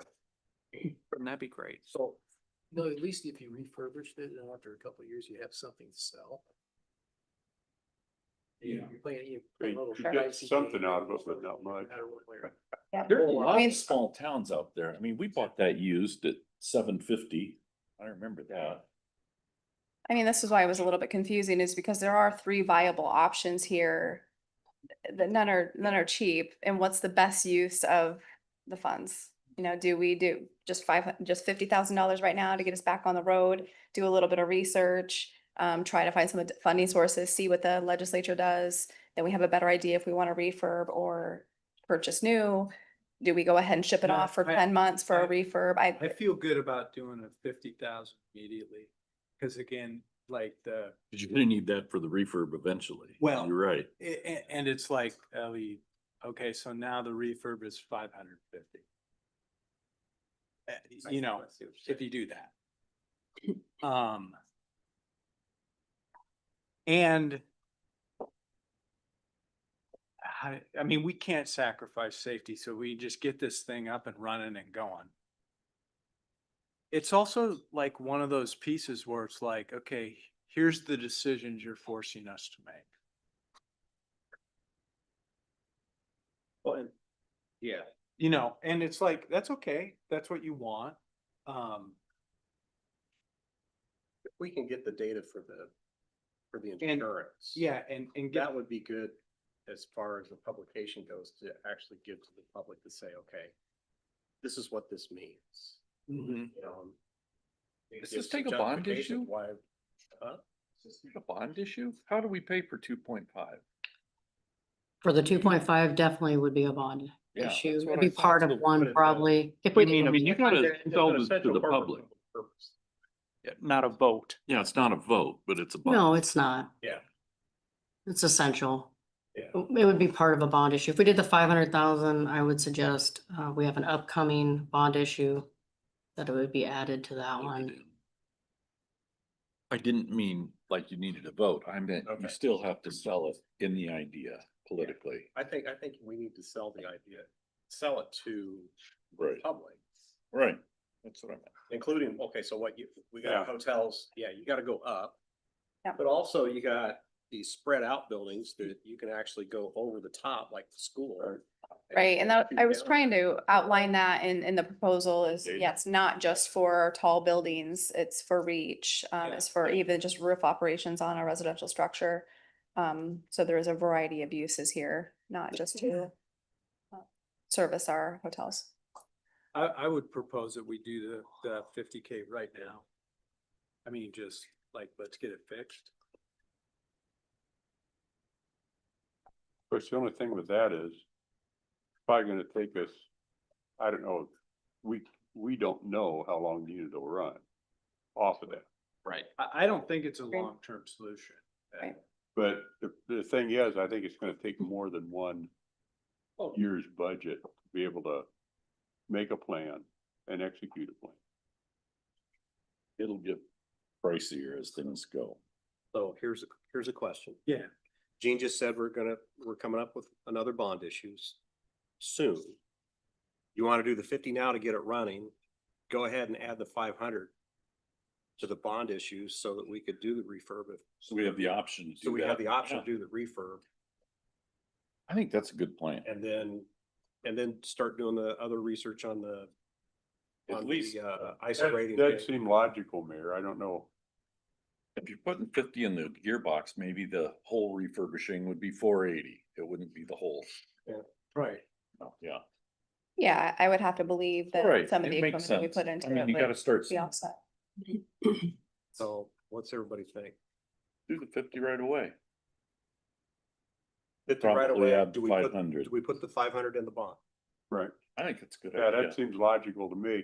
Okay. But developing a program so we can afford or come up with the funding for the replacement vehicle. Okay. So can I get a motion that actually says? that? Motion. A motion to fix it right away.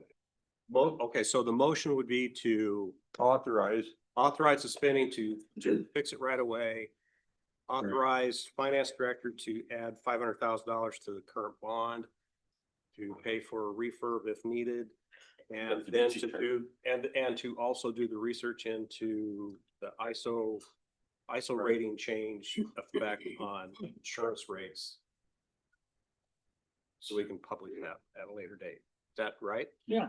Yeah. That's Okay. just what I said, Mayor. So I got a motion by Cool, Second. second by Baker. Alan, would you please call roll? Councilmember Brown, Yes. Cool, Yes. Minneke, Yes. Baker, Yes. Get to do this. All right, motion carried. Okay, you good? Thank you. You good, chief? I'm good, thank you. All right. Chief, I was making notes of questions for you, so. Perfect, thank you.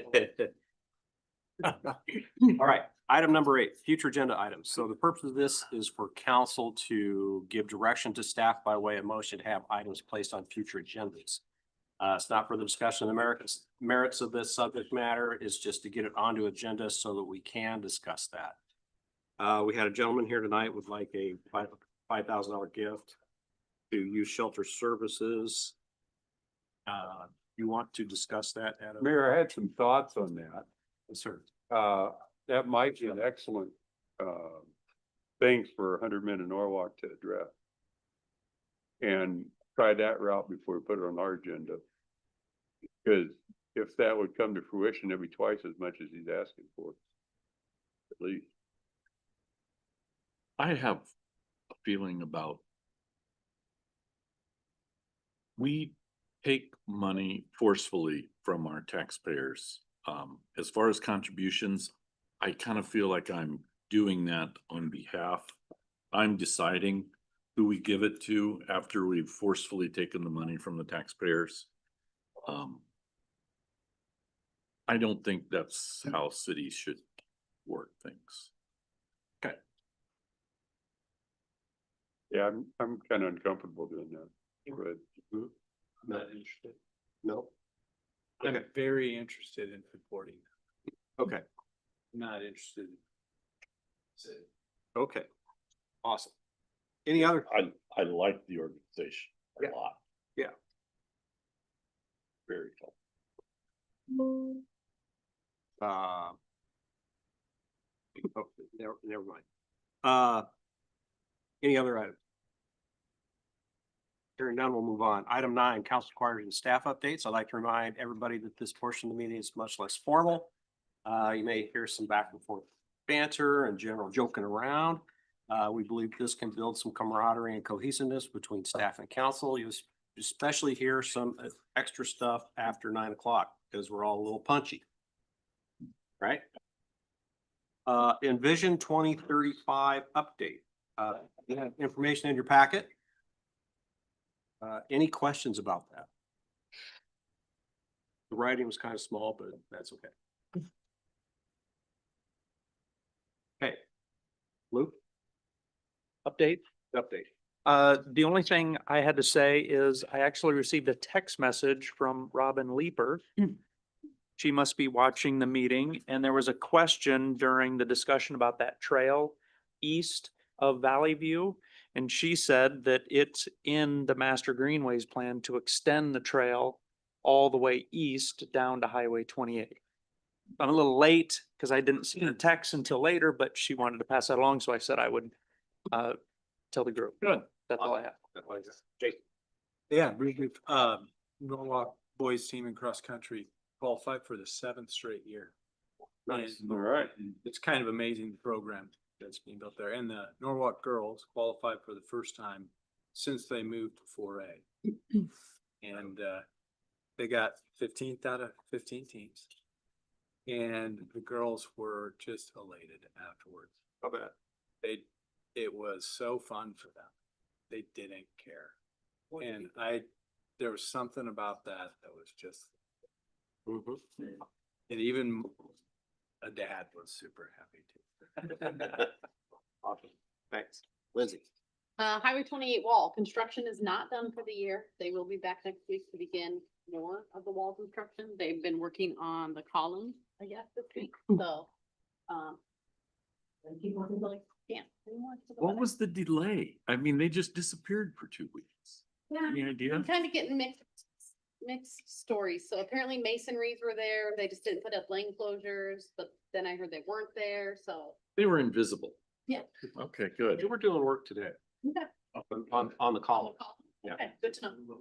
And I've asked the question in case anybody's noticed, apparently the columns look a little more tan than the wall, so I've got a question out to the contractor about that. I hate to ask this, but can we square up the tops? Yeah, yeah. It was nice enough Thank you to. for- to Yeah, if walk we just through. grade all the dirt Thanks that's for down on doing the it. bottom. I mean, as much as we're spending, it's just like, come on. Yeah. Guys. It's on their list. They're aware of the issue, Okay. so they haven't corrected it yet. Awesome. Caitlin. All right, Jean. I did deliver a November, December calendar of events for all the library activities to each one of you, so we'd love to have you there. I would also like to again thank you folks for utilizing some of the forcefully taken property taxes from the citizens and allowing the library to utilize those. During these economic times, we are seeing an influx of folks who really need that. The regular assistance that we provide in resources and programs are being well utilized, and it allows us to be the free public library, although it's being paid for by tax money. Everyone can come in, utilize for free, and we appreciate that.